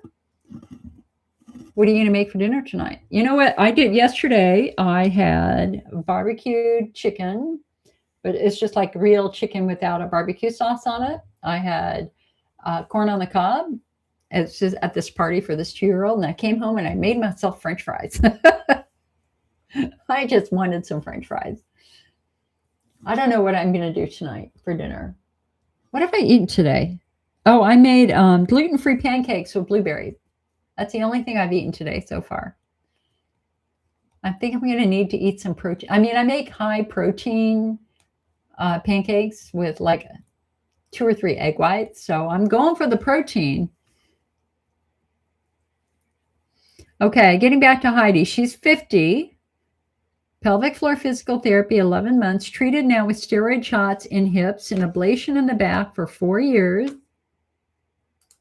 Diagnosed in 2009 with IC, overactive nerves, treated with morphine. Yeah, so hun, I mean, here's the deal. Back and muscle injuries are real. And I was saying I was working with a patient a couple of days ago who had this catastrophic pelvic injury as an 11-year-old. I mean, it was really bad. And she, ever since then, has severe pudendal neuralgia. She's got a really bad nerve injury. And she's been living with this nerve injury for decades now. And she can't function. She's in pain all the time from that old nerve injury. So, you know, it's amazing how these muscle nerve injuries can affect the bladder and cause urinary symptoms. And of course, the problem here is that it all feels like infection. We all think we have infection. We take the antibiotics, we beg for antibiotics. Please give me antibiotics. And they're like, well, your culture is negative. You don't have infection. And you're like, yes, I do. I'm peeing all night long.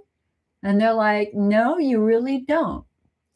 And that's where things like pelvic floor injuries, and I'm very curious about the fact that you've had steroid shots in your hips, and you've had nerve ablations in your back, and you have overactive nerves. So you are absolutely in that nerve sensitivity. And so, man, I hope you've tried PEA. That's what I take. Where is it?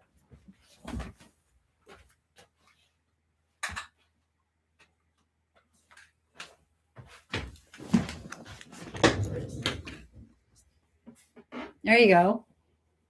PEA, palmitoyl ethanolamide, in 2019, a study was presented at the American Urology Association in their IC poster sessions that showed that 87% of IC patients using PEA reported a significant progressive reduction in pain over time.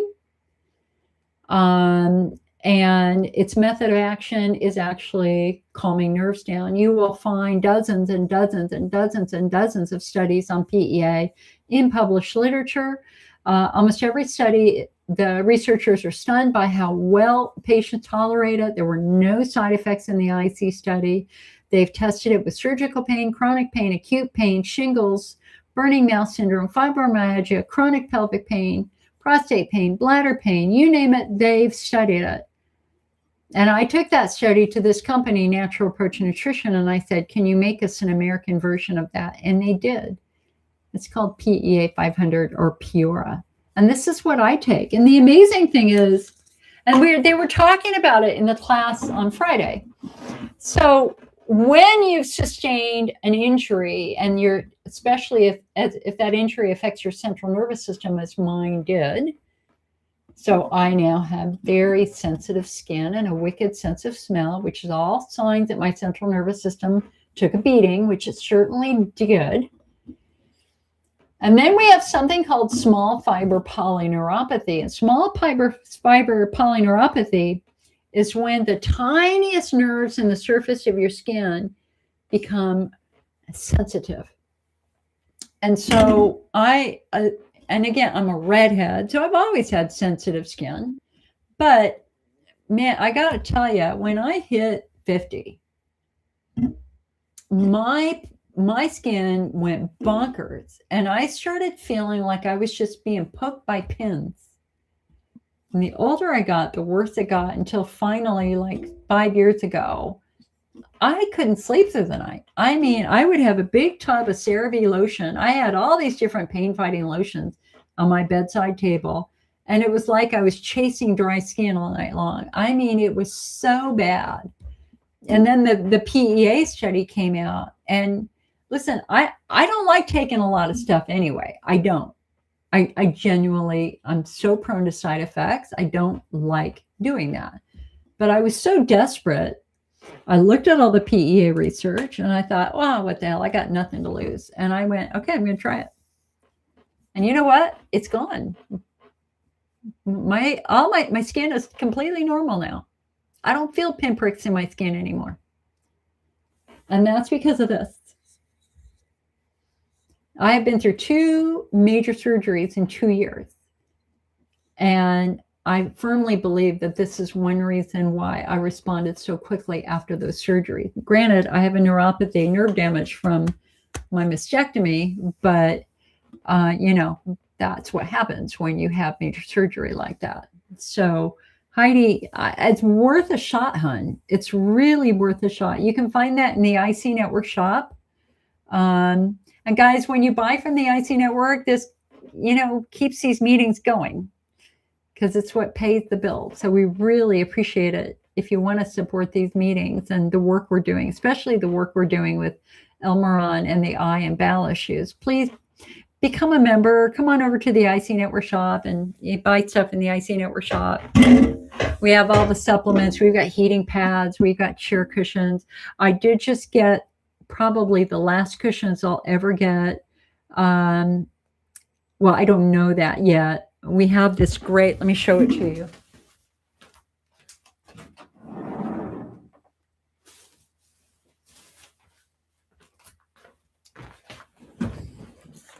This is called the Sun Cloud Travel Cushion. And I want you to look at the design of this. So for anybody who has pain when they sit down on their rectum, on the vulva, on the prostate, and you can see it's a little dusty because it actually slid under my desk here.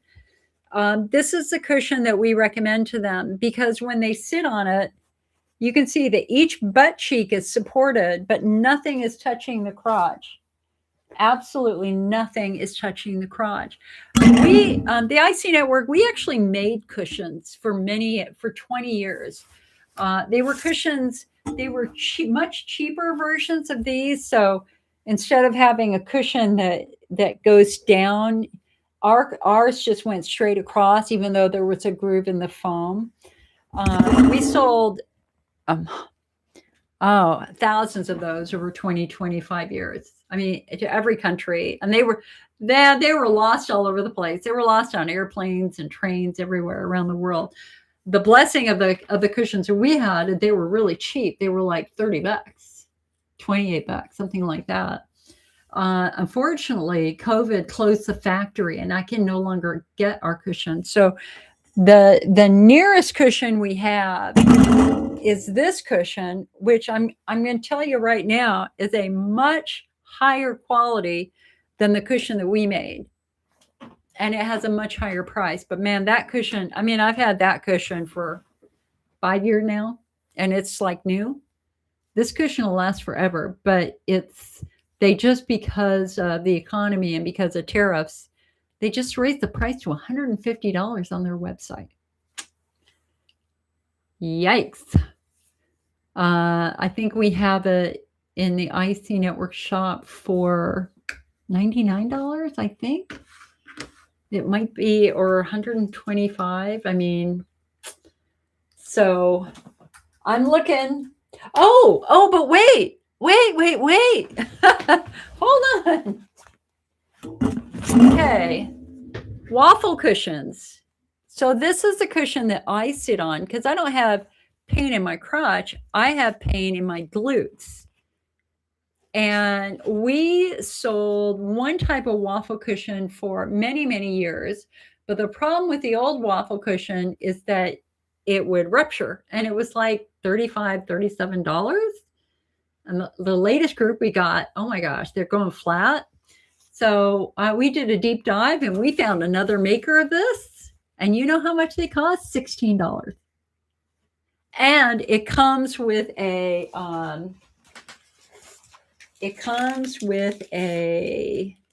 it's a stronger plastic. It comes with its own blower upper thing. Pump. It comes with its own pump. And what's interesting is they've got, with this pump, they actually have the nozzles right up here. So you store the nozzle in the handle. So anyway, so we have this new waffle cushion now. It's just $16.95 in the IC Network shop. And this is one of them. And I've been testing it for about 2 weeks now. It's good. So there you go. There's an example of us just trying so hard to reduce pain. All right. Amber says, is that a Hunner's ulcer? Whoops. Hold on a sec. What is that? I had a Hunner's ulcer, have a cystoscopy, and was found to have a very small bladder. I was diagnosed when I was 32. I had a Hunner's ulcer operated on. I'm currently on Myrbetriq and amitriptyline. Pain is less if I'm laying on my left side, only generally. Hold on.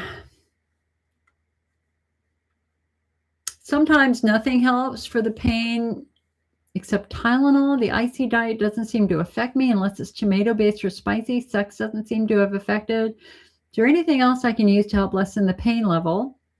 At one point, I was counting steps to the bathroom or wherever in the house I would need to go. I walked like a 90-year-old person, or even worse than that. All right. So when did they find this Hunner's lesion and when did they treat it? That's what I want to know. The first thing I would suggest is lactoferrin, because we got research that shows that Hunner's lesions virtually healed in 28 out of 31 patients. Red inflamed bladders became pink and healthy, and Hunner's lesions healed. I mean, they were barely visible. So concept number one is, let's see what we can do to try to heal that tissue. There are a couple of different theories as to what causes lesions. Theory number one, supported by research, is that it's a virus, a viral infection. So if you have a history of mononucleosis or Epstein-Barr, that's actually the virus they consistently find in the urine of patients with Hunner's lesions. And so they would treat that with an antiviral medication and maybe some lysine. The other proven cause of Hunner's lesions is neuroinflammation, specifically from a damaged ligament, the uterosacral ligament. So we had a patient, this is a published case study of a woman who had severe Hunner's lesions, multiple Hunner's lesions, and she had a prolapse. She couldn't pee. And so when they went in to surgically repair the prolapse, they made a remarkable discovery that her uterus was facing backwards. The back of her uterus was facing front, the front of her uterus was facing backwards, because this ligament had broken. So her uterus was free swinging from one ligament. So obviously that's a huge problem. So they went in and fixed that, and something remarkable happened. Her Hunner's lesions completely healed. She is considered a complete and total cure. And we have that on our website. That is a genuine published case study. So you're like going, how the hell can a ligament cause a lesion? So when the nerves leave the bladder to go back up to the spine, because there has to be active communication front and back, they rest on top of the ligament. The ligament basically is a placeholder. So if the ligament is damaged or stretched out, what happens is the nerves get stretched out. The nerves get displaced. The nerves get very, very inflamed. And an inflamed nerve releases something called substance P, which is very irritating to tissue, and it can damage tissue. Think about shingles. Have you ever seen somebody with shingles? They've got this horrible red, painful rash. A lot of that's not just from the herpes virus. That's actually from substance P. That's from the nerve saying, ow, ow, ow, ow, ow, I need help. And so those are two things that we would look for, where we've got scientific information that would back that up.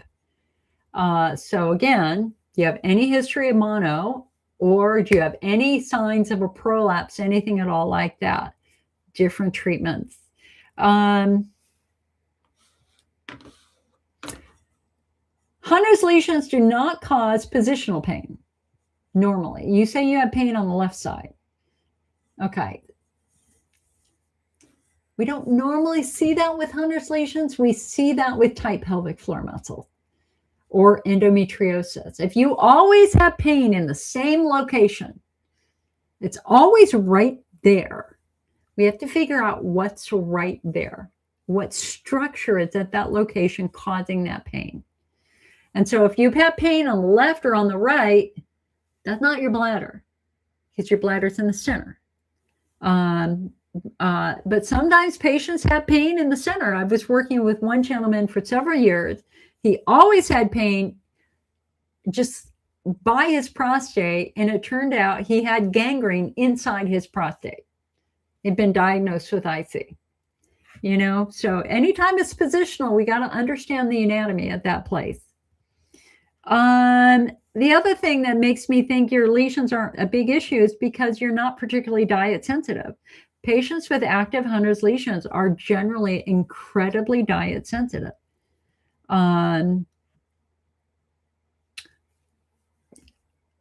I would just want to know, what's the health of your pelvic floor? Have you had a pelvic floor assessment? What's the health of your bladder? Is the lesion there or not?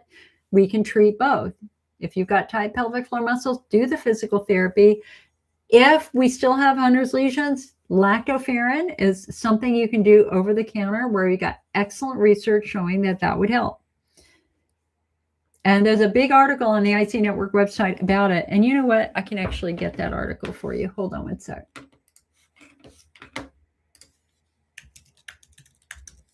Here, hold on. I will give you the link to that article.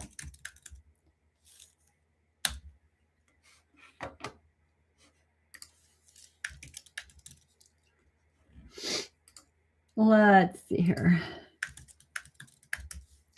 Oh, I'm going to sneeze again. Oh.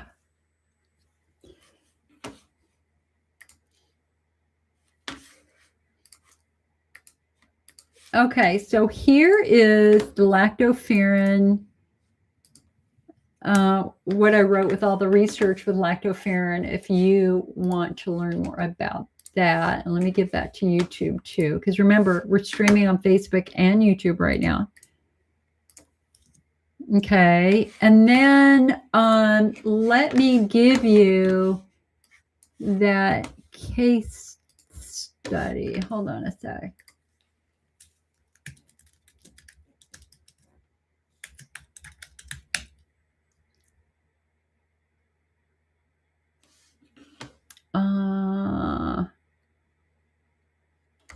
Here it is.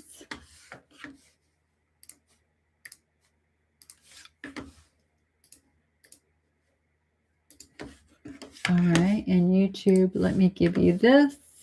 And then I have a whole section on our website that talks more about Hunner's lesions too. I don't know, hon. I mean,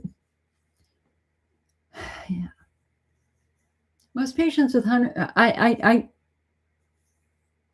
if you're having trouble walking, I wouldn't expect that to be Hunner's lesions. I would expect that to be neuromuscular. I would. Complex. You know, feel free to give me, if you want to talk about it, give me a phone call this week. I mean, we can kind of go into it in a little bit more depth. I'd be happy to do that for you. Kathy says she bought Pea Leaf about a month ago and it has worked for me. I've not had pain relief in 4 years. So grateful for finding you. So Pea Leaf and Peora are virtually identical. And they both use the IC study. And so there you go.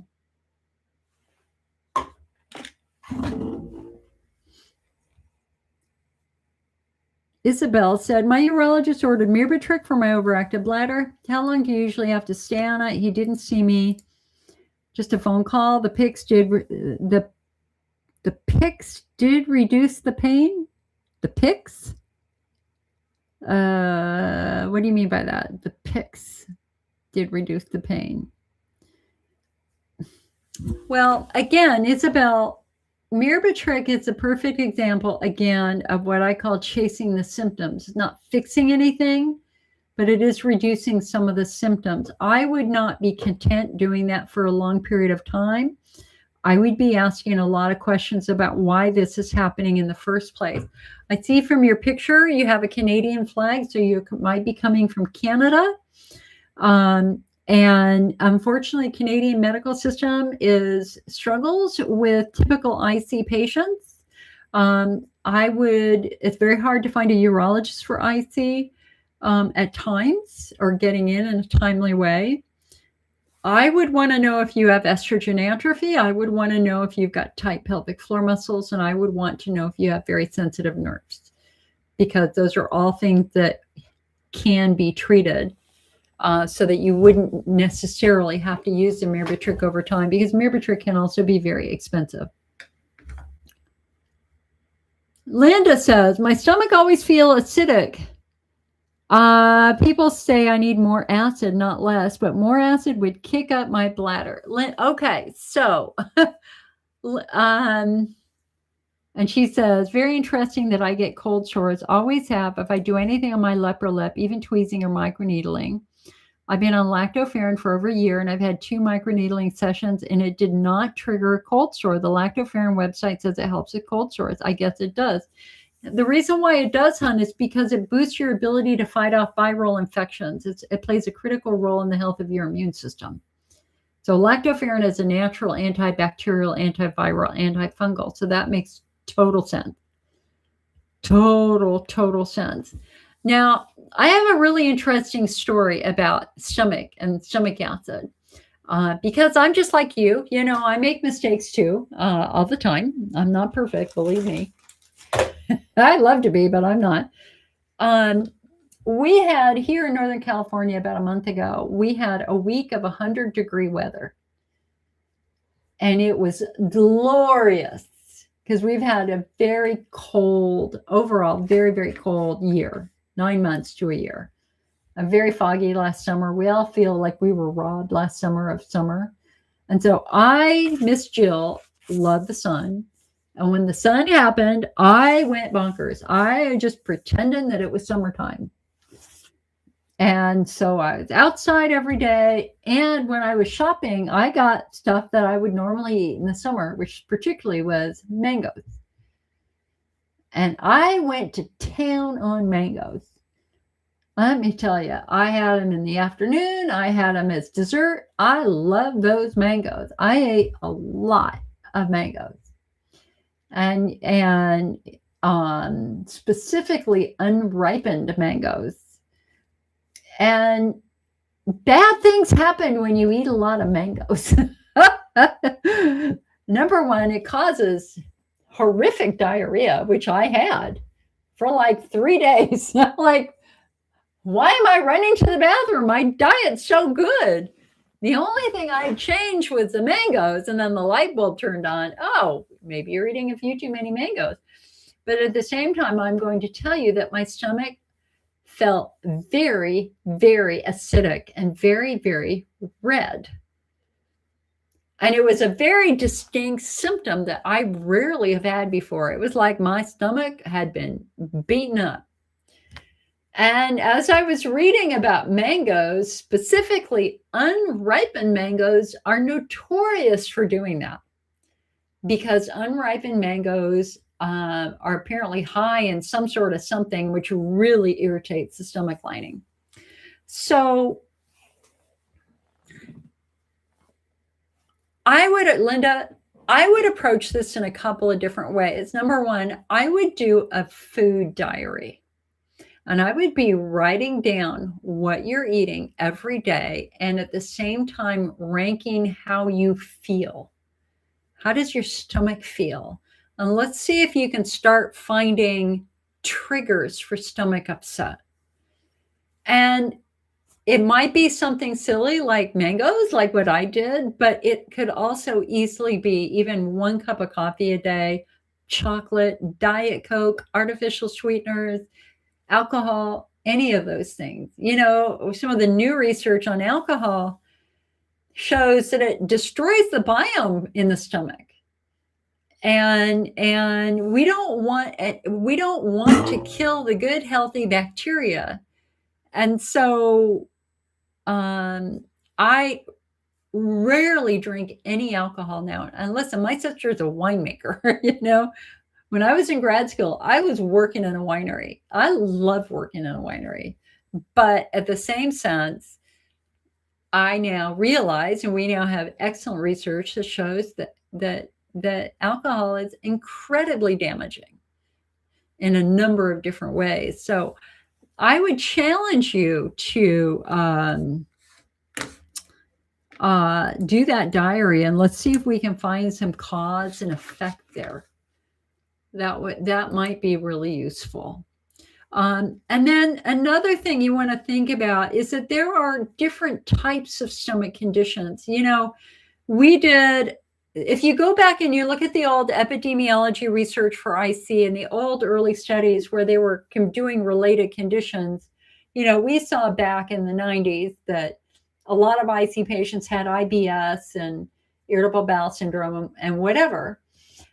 Never did any of those studies ask about stomach issues. And yet I have had multiple bouts of gastritis, and gastroparesis myself. And a lot of the patients that I've worked with also are reporting a lot of stomach issues. And so we did a survey.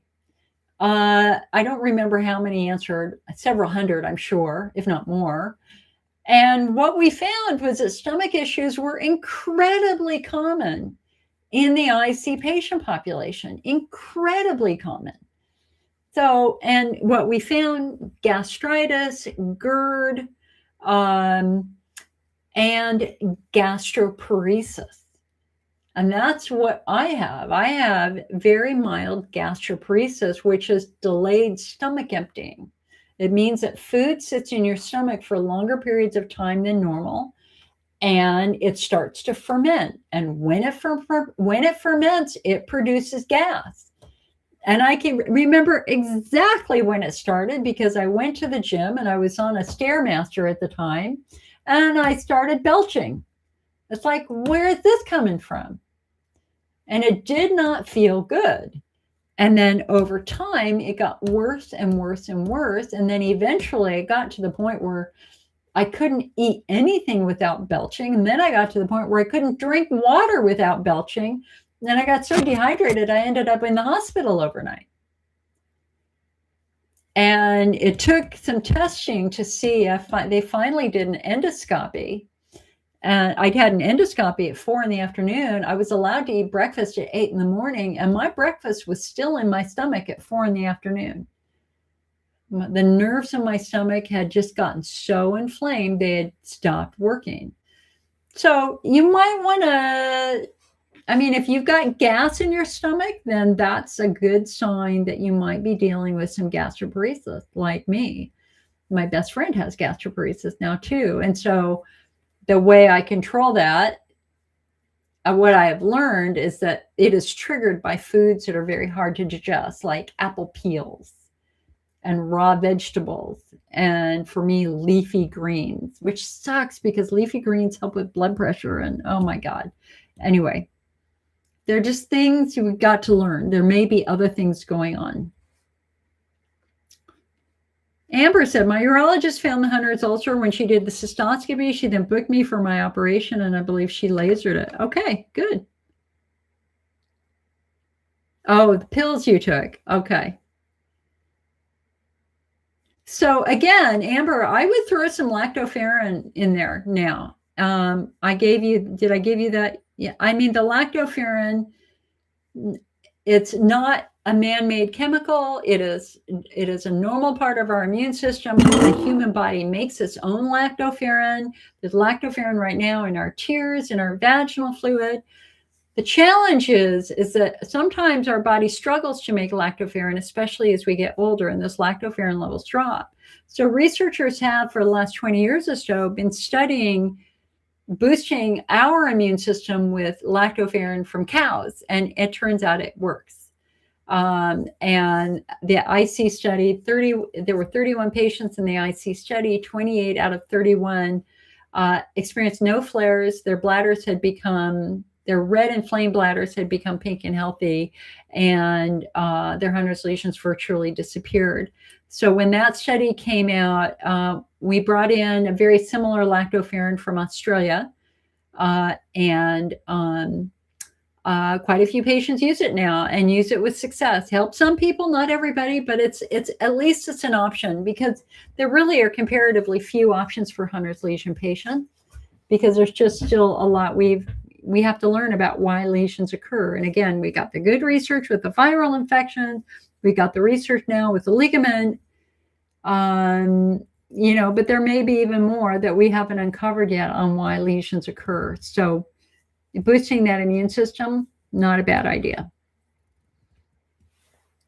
Well, there you go. Oh, hey, David. Nice to see you, dude. Hope you're doing well. Bev says she started lactoferrin 2 weeks ago, and she's already had a reduction in symptoms. She had your best day in 10 months on Friday. Saturday was good. Unfortunately, today I have frequency. Could the lactoferrin be helping you? Yeah, it certainly could be. It could be, but it's not, 10 days is just getting started. The IC study was like a 6-month study, and you're going to have ups and downs, depending upon what you eat and other things. but I think that's a good sign, hun. Kathy said, is there lactoferrin in pea leaf? Absolutely not. They're very different. There's no lactoferrin, you get lactoferrin. It's not in any of the other IC supplements or bladder supplements.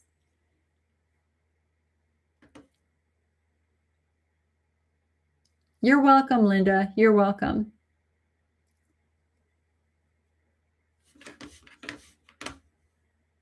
My pleasure. My pleasure. You know, I think in the end, I don't want you to accept that you will never get better. I don't want you to believe that you have an incurable condition. We have research now that shows that IC is not a disease in most of us, that IC is neuromuscular in origin.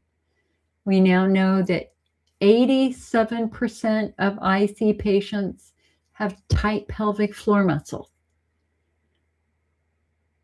So getting those muscles checked, I mean, the most important diagnostic test today really is the pelvic floor assessment. If you look at our national guidelines, it just flat out says, you know, our national guidelines only have 2 recommendations, by the way. That's how much we've changed. Recommendation number 1 is if you think a patient has Hunner's lesions, they got really severe symptoms, they got blood in their urine, look in their bladder. And if they've got a lesion, treat it. And secondly, do a pelvic floor assessment. And if that patient shows any signs of muscle tension, you got to send them right off to physical therapy. So we're long past the days of putting somebody on Elmeron for 20 years, you know, or putting them on antidepressants for 20 years. We know that doesn't work for most patients. And again, we don't want to cover up the symptoms. We want to find the underlying problem and fix the underlying problem in the first place.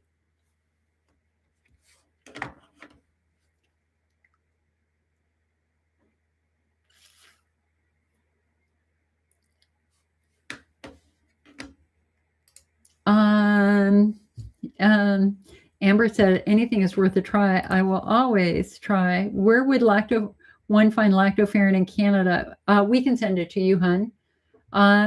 Lactoferrin, the best lactoferrin right now comes from Australia. The problem with North America is that our dairy industry has been greatly impacted by bird flu, whereas Australia has not. The challenge with the lactoferrin that we get from Australia and that you can get from us or and the same lactoferrin on Amazon is it's still expensive. It's like $74. We are going to be bringing in a much more affordable lactoferrin that is bioidentical, that is made in the lab, because we have to respond and listen to the fact that, listen, money's tight for everybody.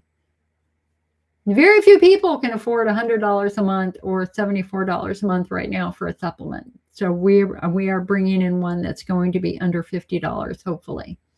Don't have it yet. We've seen the label, hasn't been made yet. So it is what it is, my friends. It is what it is.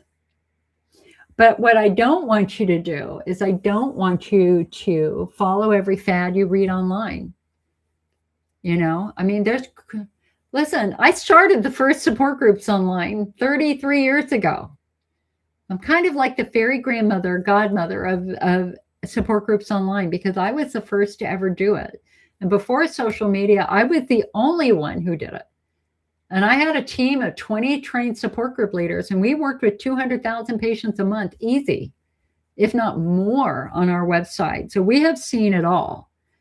And the crazy thing is that we caught people almost every day coming in trying to sell stuff. And they were pretending to be patients, and they were selling magnets, and they were selling all sorts of crazy stuff. And it was heartbreaking because they were preying on patients. And I remember I was talking with Tony Buffington, a big IC researcher, kind of crying, going, I don't know what to do. I'm being bombarded by these crazy suggestions. And then they're mad at me when I delete them. And it's like I can't make anybody happy. People are mad at me because I won't let them speak, quote, their truth, even though we uncover the fact that they're sales reps. And he introduced me to something called the Oxford Scale of Evidence-Based Medicine. He said the way you evaluate what you're going to put on your website is based upon the research and information they provide. I can't begin to tell you how this saved my life and saved my sanity.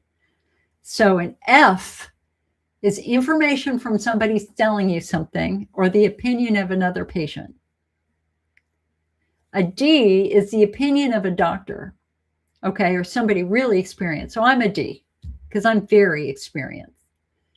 Okay. A C is a preliminary study, a B is a better study, and an A is a coveted double-blind placebo-controlled study. It's a very, very robust study.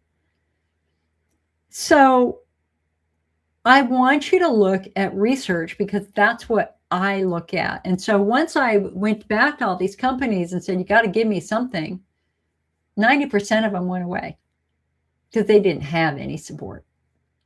There was no data. They were just fly-by-night companies trying to make a buck. But then the companies that gave me some research that, like Pre-Leaf, which was the very first supplement we ever talked about. That's great research with Pre-Leaf. You can see it on the shelf back there. They've sponsored this meeting for 25 years. I've worked with that company forever. It's a calcium-based supplement that acts to reduce acid in urine, so it'll help you eat or drink things that normally might have irritated your bladder. So Pre-Leaf is singly the most well-known supplement out there. No side effects in the eye. It's calcium glycerophosphate, so it's like Tums. So really the only people who might have problems with Pre-Leaf are going to be people who are prone to kidney stones. You don't eat it like candy because all that calcium's got to go somewhere. And if you're eating too much of it, you could throw kidney stones. But it's very, very well known, recommended by virtually every doctor out there. And it's great for helping you eat, but it doesn't do anything for the bladder.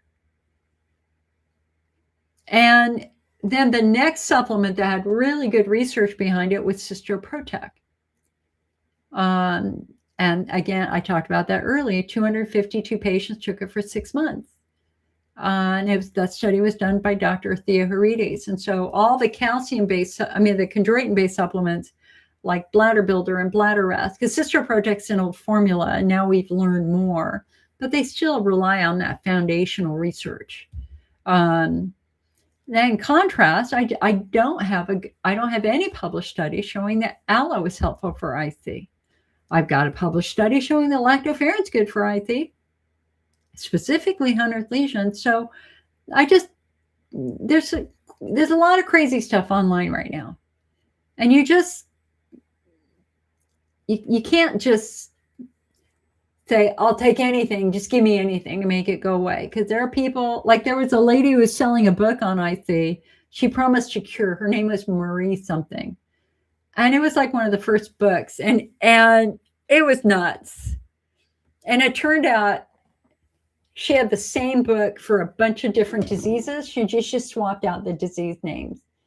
And in the end, it was just like about reducing acid or something. It was really stupid. So, and that book's long gone now. So be skeptical and try to look for the research. The stuff that you see on our website, where there's research that shows that it has the potential of helping.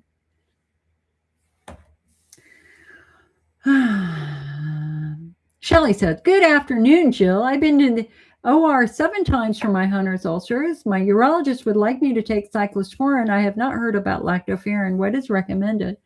I've had steroid injections each time. So again, Shelley, it's all about what causes lesions. A lesion obviously is a big bloody wound in the bladder, known for bleeding, known for causing extreme diet sensitivity, known for causing severe pain. So what they've done is they've treated the lesion, but we haven't necessarily found what is driving that lesion. So we now know that viruses can cause lesions.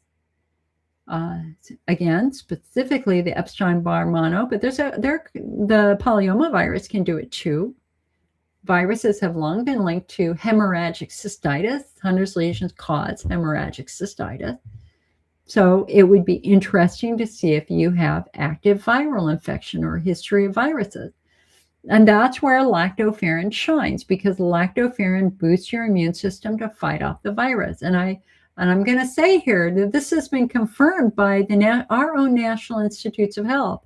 The virus research came out of Europe maybe 10 years ago.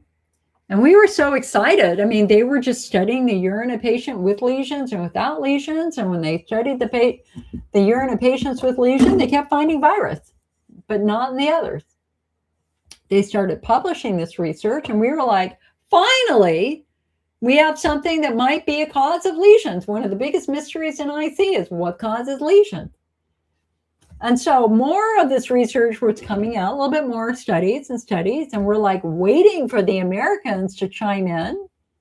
Okay, American IC researchers, what do you think of the viral theory? What we didn't know is that they were doing their own study, that the MAP Research Network actually had hundreds of urine samples from patients over time. So they went back and they looked at those samples, and you know what they found? Virus in about 5% of patients. What's the percentage of Hunner's lesions in the IC patient population? Roughly 5%. So they found it too. So the viral theory is a very solid theory. I mean, it's past theory. We have data that shows that it's present in some, but certainly not all patients. So again, I would just want to know if you have that. And if you do, the lactoferrin, I would certainly give that a try. And then the second, and if that doesn't work, you can do an antiviral. And we have some preliminary research where they're doing next-gen DNA testing to find virus. If they find virus, then they give them an antiviral medication, the same one that they use for shingles and for Bell's palsy. I forget the name of it. It'll come to me. And that study found that when you gave a patient the antiviral, all the virus disappeared from the bladder. The challenge with viral infections is once you have a virus, you have the virus, it just goes into remission. Viruses generally live on nerves. And so they go passive and then they emerge when there's damage. That's why we get cold sores. You bite your lip or you have whatever done down there, lip injections, whatever, that's an injury. The virus uses that as an opportunity to grow again. I get canker sores all the time because I have herpes myself. And then the other question is there another reason why the nerves would be inflamed, specifically posterior fornix syndrome? Cyclosporin is all about the immune system. So if you have a history of other autoimmune disease, or if your Hunner's lesions simply are not responding to any therapy, you can go into the cyclosporin group. In the cyclosporins group, many doctors call cyclosporin kind of a miracle drug, because for patients who have not responded to any other therapy, you give them cyclosporin and it works for them. And it works for them because it suppresses the immune system, assuming then that it's the immune system driving all of their bladder issues.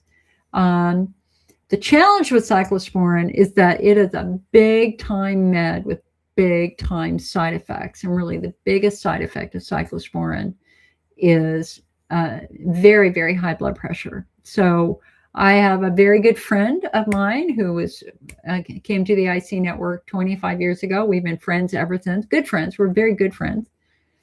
And she had very, very severe IC. She would do bladder installations at work. I mean, she did more than I ever could have. Her strength astonishes me. So she did bladder installation. She required a lot of pain care. And her doctor finally said, let's try cyclosporin. And she did. And it helped tremendously. Didn't make it all go away, but it helped. But then she had a really bad episode of blood pressure and ended up hospitalized. So it's got to be monitored carefully, really, really carefully. But it's an option, and it's a viable, proven option. Linda said, I have always gotten cold sores after any work on my face, even tweezing. I've had 2 sessions of microneedling and no cold sores. I used to have to take Valtrex. Thank you, Valtrex for cold sores. Yeah. And I do lysine for cold sores myself. So the lactoferrin's helping you, hun, because it is boosting your body's ability to fight off and control those infections, the virus. So power to you. That's great. That is fantastic.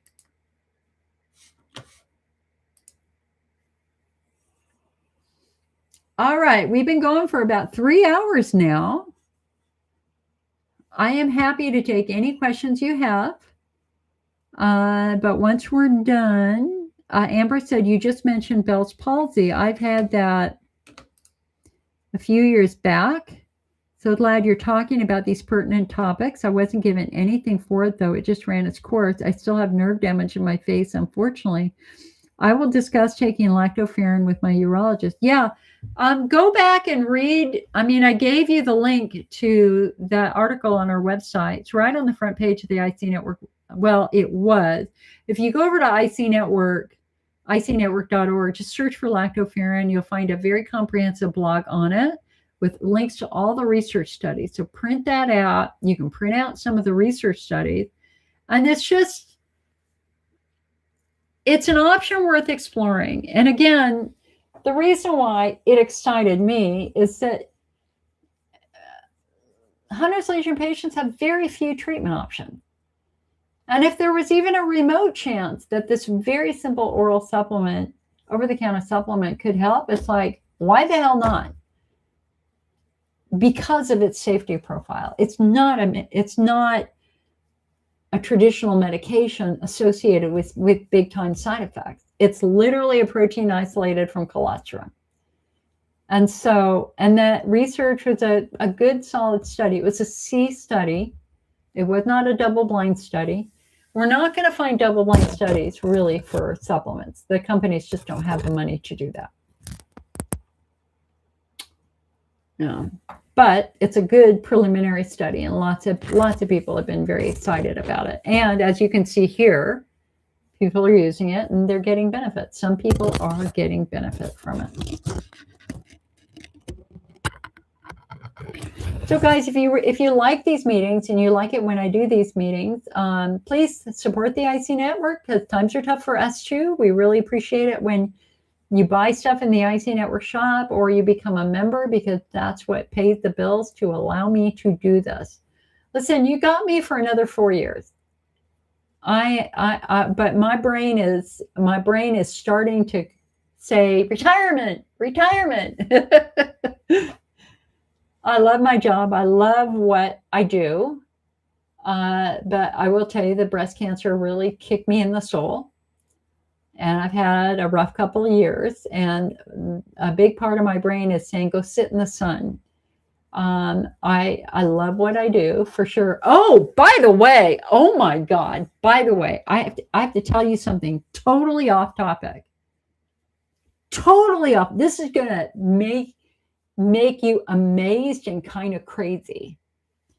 So,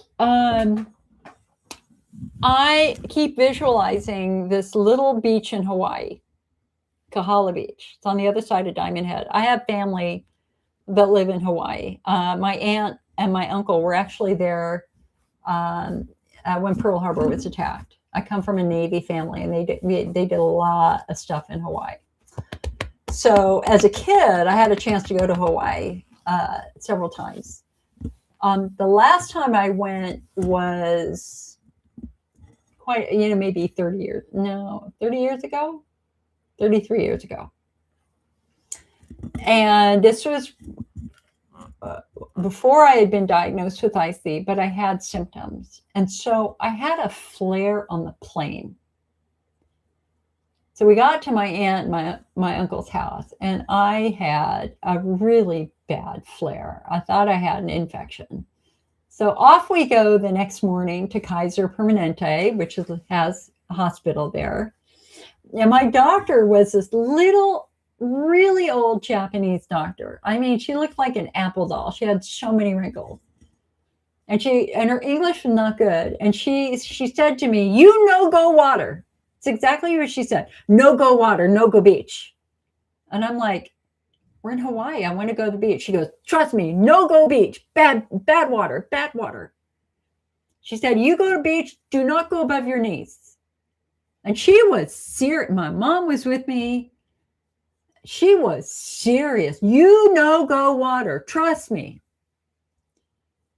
So for 2 weeks, I didn't go to the beach until the very last day. I'm like, I'm flying home tomorrow. I'm going to Hanama Bay and I'm going to snorkel. Because my cousin was there in the military and we met him and we went snorkeling. Oh my God. You know what happened is, so we went snorkeling and the next morning we were supposed to fly out. I woke up at 5 a.m. and the room was spinning. I looked at the clock and the clock would do this. The numbers would fade away. The room was spinning. I'd never had anything like that happen before. And I couldn't stand, I couldn't walk. I crawled down 2 flights of stairs I was on the 3rd floor. This was this old house. This was not a mansion or anything like that. It was just this old wood frame house from World War II. I crawled down 2 flights of stairs down to my parents. I said, help.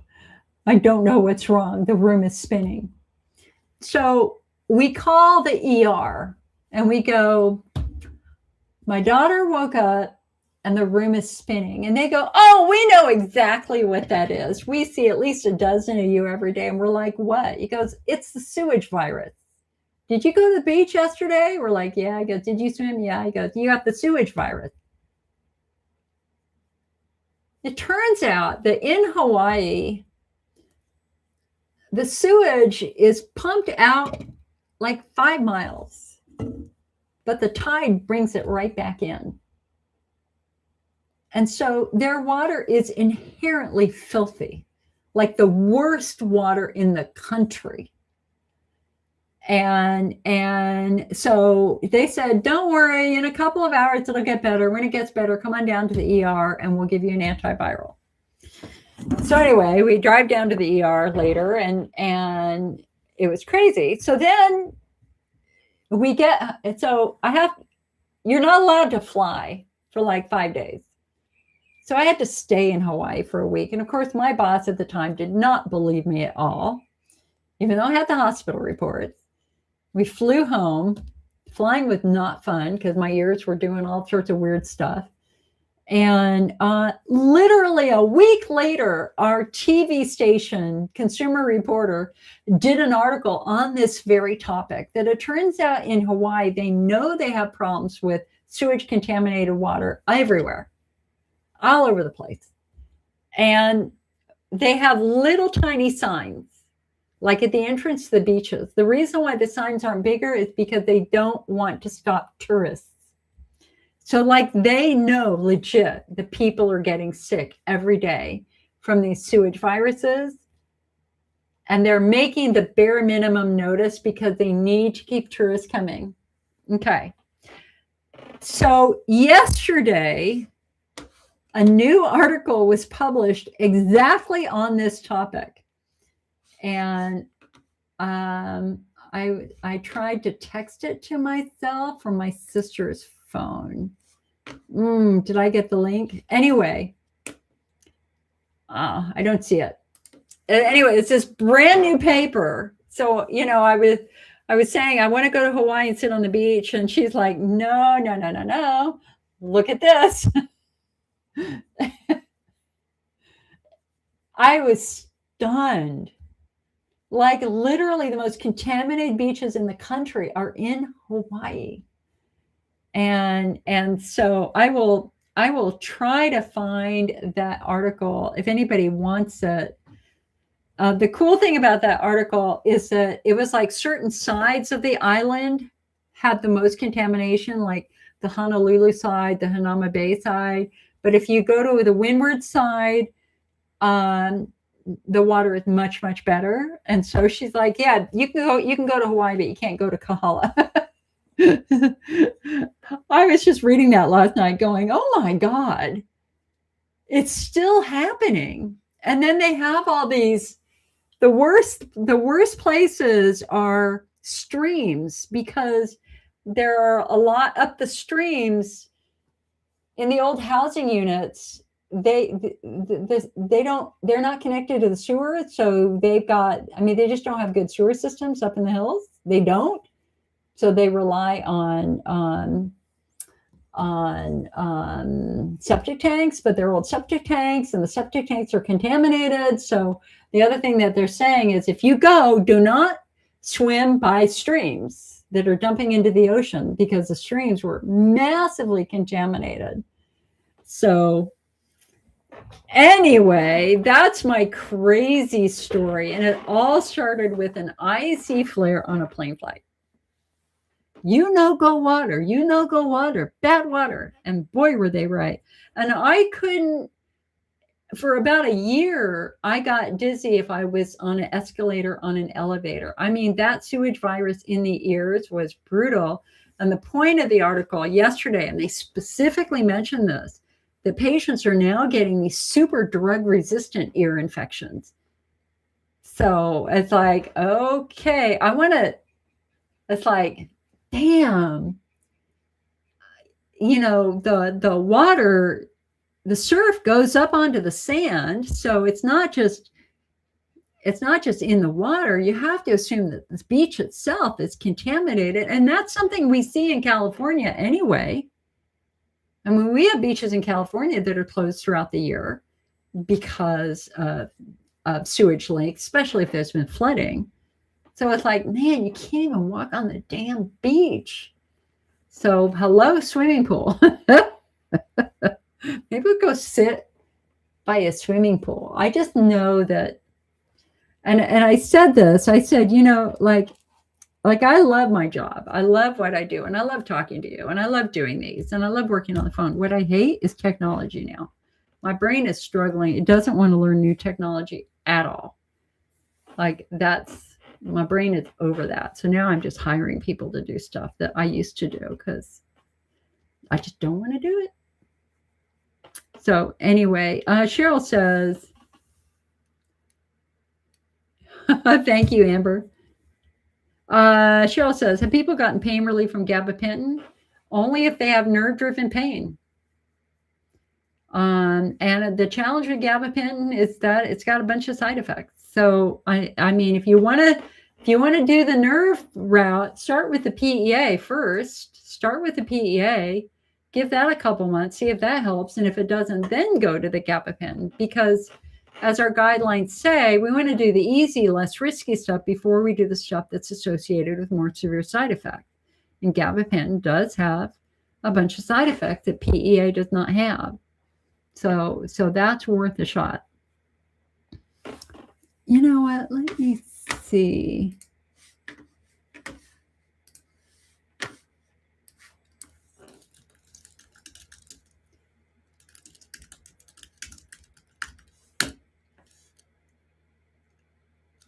I would love to find, oh, here it is.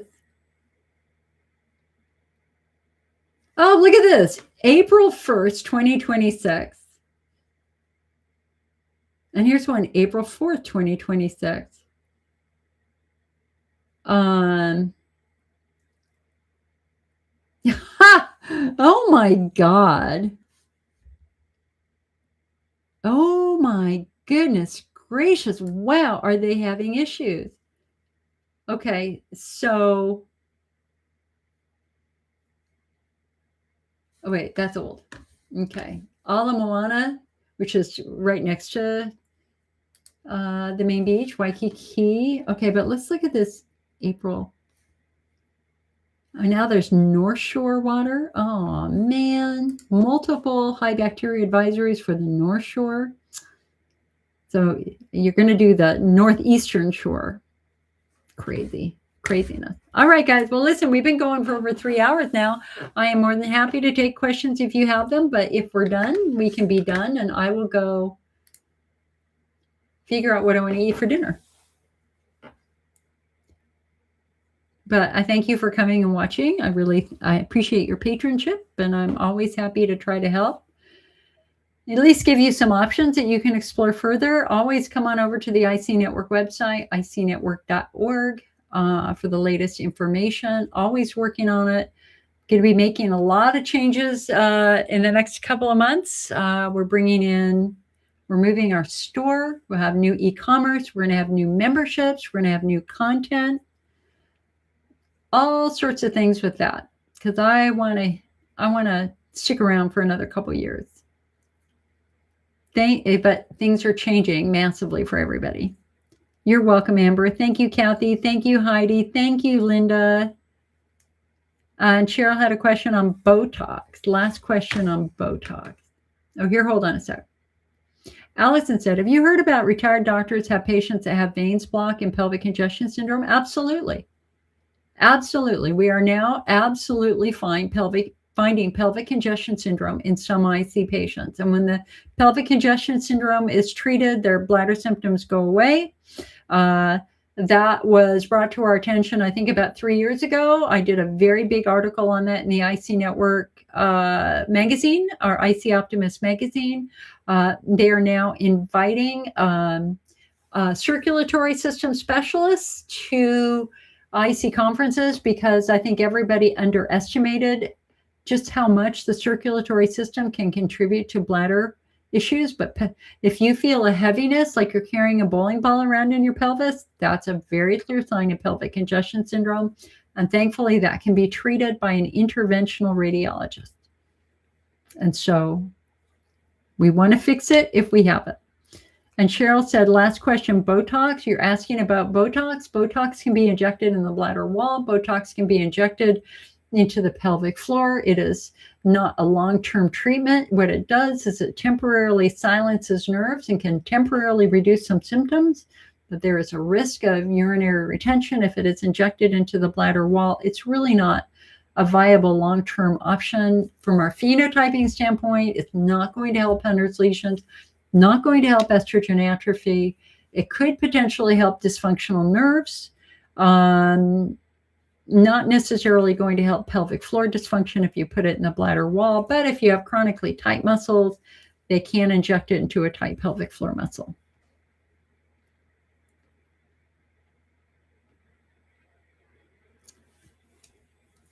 Allison said UVA had University of Virginia had an HEDS conference and a doctor presented. Cool.